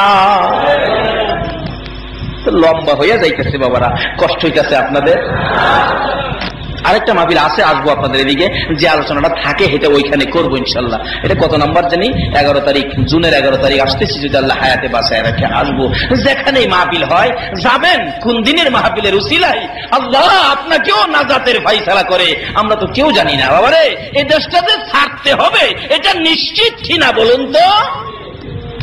রাস্তা দিয়ে কে যেন রে পাগলের মতো দৌড়ায়, এতিমের মতো কান্দে, আর ডাকতেছে মদিনার সাবিরা রে, ও মদিনার দোকানদারেরা, ও মদিনার যুবকেরা, খবর পাইছো নি আল্লাহর বন্ধু যুদ্ধের ময়দানে রওনা হইয়া গেছে। সঙ্গে সঙ্গে দোকানদারেরা দোকান বন্ধ করতেছেন, যুবকেরা দৌড়ায় বাড়িতে যাইয়া যুদ্ধের পোশাক পরে গো, যুদ্ধের পোশাক পরে তরবারি হাতে লইয়া ডাকতেছে, মা মা মা তুমি কই গো মা? মা দৌড়ায় আসছে, কিরে বাবা? হঠাৎ করে যুদ্ধের পোশাক হাতে তরবারি, মার পায়ে সালাম করে কান্দে, মা বিদায় দাও গো, আবার রাসূল বলে যুদ্ধের ময়দানে গেছে, মা দেরি করো না, না জানি আমার নবীর চেহারাই আঘাত করে ফেলে, আমাদের জীবন থাকতে গো মা রাসূলের গায়ে আঘাত করতে দিব না, মা বিদায় দাও গো মা, দেখা হবে হাসরের ময়দানে। হ্যাঁ পতেঙ্গার যুবকেরা, আর আমার নবী কষ্ট পাবে এমন কাজ কইরো না, তোমার জন্য আমার নবী ফুলসিরাতের ঘাটে দাঁড়াইয়া থাকবে। ইয়া রাসূলুল্লাহ ইয়া হাবিবাল্লাহ ইয়া রাসূলুল্লাহ ইয়া হাবিবাল্লাহ, আমার দুই নয়ন ভরে ইয়া রাসূলুল্লাহ ইয়া হাবিবাল্লাহ ইয়া রাসূলুল্লাহ। হযরতে আসওয়াদ নবীর প্রেমের মালা গলায় লইয়া বিয়ের বাজারে টাকা দিয়ে যুদ্ধের বাজার করে দৌড়াইয়া যাইতে যাইতে যুদ্ধের ময়দানে যাইয়া শরীক হলেন। যুদ্ধ করতে করতে রে হযরতে আসওয়াদ শহীদ হয়ে গেছে। যে যুদ্ধে 70 জন সাহাবা শহীদ হয়েছে, আমার নবী নিজেও ব্যথায় ব্যথিত হয়েছে। আমার নবী যুদ্ধ যখন থেমে যায়, আমার নবী দেখে রে আমার সাহাবীরা কারু গলা কাটা, শুধু বডিটা গড়াগড়ি করতেছে, কারো মাথা ফাটা মস্তক বাহির হইয়াছে, কারো কলিজাটা বাহির হইয়াছে, কারো হাত কাটা, চিল্লায়া ডাকতেছে, আল্লাহর নবী গো, ও মায়ার নবী বিদায় দেন গো, দেখা হবে হাসরের ময়দানে। আমার নবী বলেন, সাহাবীরা রে আর আমার সহ্য হয় না, আমার কষ্ট লাগতেছে, তোমরা তাড়াতাড়ি করে আমার পাগলদেরকে তোমরা দাফন করো, শহীদদেরকে তোমরা দাফন করো। লম্বা ঘটনা সংক্ষেপ করে দিলাম। দাফন করতে করতে 69 জনকে দাফন করে ফেললেন। 70-এর মাথায় একটু দূরে আসওয়াতের লাশটা পড়ে আছে। আমার নবী বলেন, সাহাবীরা রে আমার আসওয়াতের দেখা যায় রে। একজন বলেন, হুজুর বিয়ে করতে গিয়েছিলেন আসওয়াত, আপনি নবীর কথা শুনে, যুদ্ধের কথা শুনে বীর বাজারে টাকা দিয়ে যুদ্ধের বাজার করেছে। রাসূল বলেন, আমি দৌড়াইয়া কাছে যাইয়া দেখি এখনো আমার আসওয়াতের হাতে ওই নতুন তরবারিটা দেখা, জিহ্বাটা বাহির হইয়ে কপালের মধ্যে লেগে আছে, ডান পাশের দিকে কলিজাটা বাহির হইয়া থরথর করে কাঁপতেছে। আমার নবী বলেন, সাহাবীরা রে দে আমার আসওয়াতকে কবর নামাইয়া দে। কবরের পাশে আমার নবী দাঁড়িয়ে আছে, আসওয়াতের লাশটা ধরে ধরে নিয়ে আসতেছে। কবরের পাশে আসার আগে আগে আমার নবী কবরের দিকে তাকাইয়া মুস্কি মুস্কি হাসতেছিলেন। সাহাবীরা বলেন, ইয়া রাসূলুল্লাহ এই কবরের দিকে তাকাইয়া মুস্কি মুস্কি হাসেন কেন জানতে চায়। আমার নবী বলেন, সাহাবীরা রে আমি যা দেখি তোমরা তা দেখো না। হুজুর হুজুর কি দেখে হাসলেন আমরা জানতে চাই। আমার নবী বলেন, শোনো, আমার আসওয়াদ মদিনার হুর বিয়ে করতে গিয়েছিল। আমি নবীর যুদ্ধের খবর শুনে বিয়ের বাজারের টাকাগুলো লইয়া মদিনায় আইসা রে বিয়ের বাজার করলো না, যুদ্ধের বাজার তরবারি লইয়া যুদ্ধের ময়দানে মদিনার হুর ফালাইয়া জীবন দিয়ে দিছে রে সাহাবীরা। আমি দেখতেছি আমার আল্লাহ আসওয়াদের প্রতি খুশি হইয়া রে মদিনার হুরের পরিবর্তে রে সাহাবীরা আমার আসওয়াদের কবরে জান্নাতের হুর পাঠাইয়া দিছে। এই নবীর কথা মানলে লাভ হয় না লস হয়। বাবারা, যে নবীর কথা মাইনা জীবন দিলে মদিনার হুরের পরিবর্তে কবরে জান্নাতের হুর পাঠায়, এই নবীর কথা মানলে লাভ হবে না লস হবে? আসুন, কথাগুলি কি কথা মানবেন। আল্লাহ বলছে তোমরা আমার ইবাদত করো, ইবাদতের জন্য বানাইছি, ইবাদত করলে তোমরা কি করব? জান্নাতে ঢুকাবো। এখন জান্নাতে ঢুকার ইবাদত করতে গেলে আল্লাহ বলছে এই নবীর কথা মানতেন। দেখি নবী কি কয়। নবী বলছেন, মান ক্বালা লা ইলাহা ইল্লাল্লাহু ফাদাখালাল জান্নাহ। ও উম্মতেরা রে, এই কালিমাটা যারা পড়বে তোমরা বেহেশতে প্রবেশ করবে। কালিমাটা হবে বেহেশতে যাওয়ার টিকিট। কোন না, কালিমাটা বেহেশতে যাওয়ার টিকিট। দ্বিতীয়বার বলছেন আসসালাতু মিফতাহুল জান্নাহ, নামাজ হলো বেহেশতের চাবি। আবার বলছেন মান আহাব্বা সুন্নতি ফাকাদ আহাব্বানি ওয়া মান আহাব্বানি কানা মাই ফিল জান্নাহ। যারা আমার সুন্নতকে মহব্বত করবে সে যেন আমাকে মহব্বত করবে, আমাকে যে মহব্বত করবে সে আল্লাহর জান্নাতে প্রবেশ করবে। যা কিছু বলতেছেন সব জান্নাতের দিক। তাই আল্লাহ বলছে আমার এই নবীর কথা মানো, আর কারো কথা না। কখন কার কথা শুনবেন? খালি বেদাল। এই জন্য নবীর কথা, নবীজি দেখাইতেছে জান্নাতের কথা। 4 নম্বরে বলছে আল জান্নাতু তাহতা আকদামিল উম্মাহাত, তোমার মায়ের পায়ের নিচে তোমার জান্নাত। নবীজি বলছেন, বলুন নবীর এই কথাগুলো দাম আছে কিনা? এই কথাগুলো মানলে আমরা জান্নাত পাবো কিনা? তাই কালিমাটা সাথে রাখবো। কালিমা নিয়ে সুদ খাবো না, ঘুষ খাবো না, কালিমা নিয়ে মানুষকে ঠগাবো না, মিথ্যা কথা বলবো না, মাফে কম দিব না, মানুষকে ধোঁকা দিব না, হক পথে চলবো। কালিমা যেভাবে বলছে এভাবে চলবো, তাইলে কালিমা আমাকে জান্নাতে নিবে। দ্বিতীয়ত হলো নামাজ পড়বো, নামাজ হবে বেহেশতের চাবি। বাবারা, বিস্তারিত আলাপ এর এক একটার মধ্যে করতে গেলে 2 ঘন্টা করে দরকার, তাই আজকে আমি সংক্ষেপ করে দিলাম। তৃতীয়ত নবীর সুন্নতের আমল মহব্বতের সহিত যদি করে, কিন্তু আমল খালি করলে হবে না, মহব্বত কি থাকতে হবে। আমল সুন্নত, মুখে দাড়ি, বলুন তো দাড়ি থাকলে কি সুন্নত হবে? রবীন্দ্রনাথ ঠাকুরের মুখে দাড়ি আছিল না? আজকে যদি হয় আপনাদের পতেঙ্গা সিবিএ মাঠে রবীন্দ্রনাথ ঠাকুরের কালকে 10টায় জানাজা হবে, আপনারা কেউ যাবেন? আরো কি করবেন? শুনলে হাসবেন। তাহলে বোঝা গেল খালি দাড়ি হইলেই জানাজার উপযুক্ত না, কারণ দাড়িও থাকতে হবে, কালিমাও থাকতে হবে, সাথে সাথে নবীর মহব্বত। নবীর মহব্বত ব্যতীত সুন্নতের কোনো দাম নাই। আবার যদি কালকে ঘোষণা হয় আগামীকাল সকাল 10টায় একবারে নৌবাহিনীর মাঠে কবি নজরুলের জানাজা হবে, বলুন মুসলমান যাবে কিনা? কেন যাবে? মুখে তো দাড়ি নাই। মুখে দাড়ি না থাকলেও অন্তরে কি আছে? ঈমান আছে। নবীর আছে কিনা? নবীর মহব্বতে গান গায় নাই নজরুল? কি গান গাইছে? নবী মোর পরশমণি, নবী মোর সোনার খনি, নবী নাম জপে যে জন সেই তো দুজাহানের ধনী, নবী মোর পরশমণি। বলে নাই? এইভাবে হাজারো গান গেয়েছে কবি নজরুল। নিজের দেহটাকে নবীর প্রেমে জ্বালিয়ে দিয়েছে। দাড়ি না থাকলেও তার জানা যায়। মুসলমান শরীক হবে কিনা বলুন তো? বাবারে, সুন্নতের আমল করতে হবে মহব্বতের সহিত, মহব্বত ব্যতীত নয়। 3 নম্বরে নবীর মহব্বতে সুন্নতের আমল করলে জান্নাতি হবেন। 4 নম্বরে জান্নাত মায়ের পায়ের নিচে। তার বিস্তারিত আলোচনা 11 তারিখ হবে। 11 তারিখ মাহফিল কোথায়? ওয়াকার কোথায়?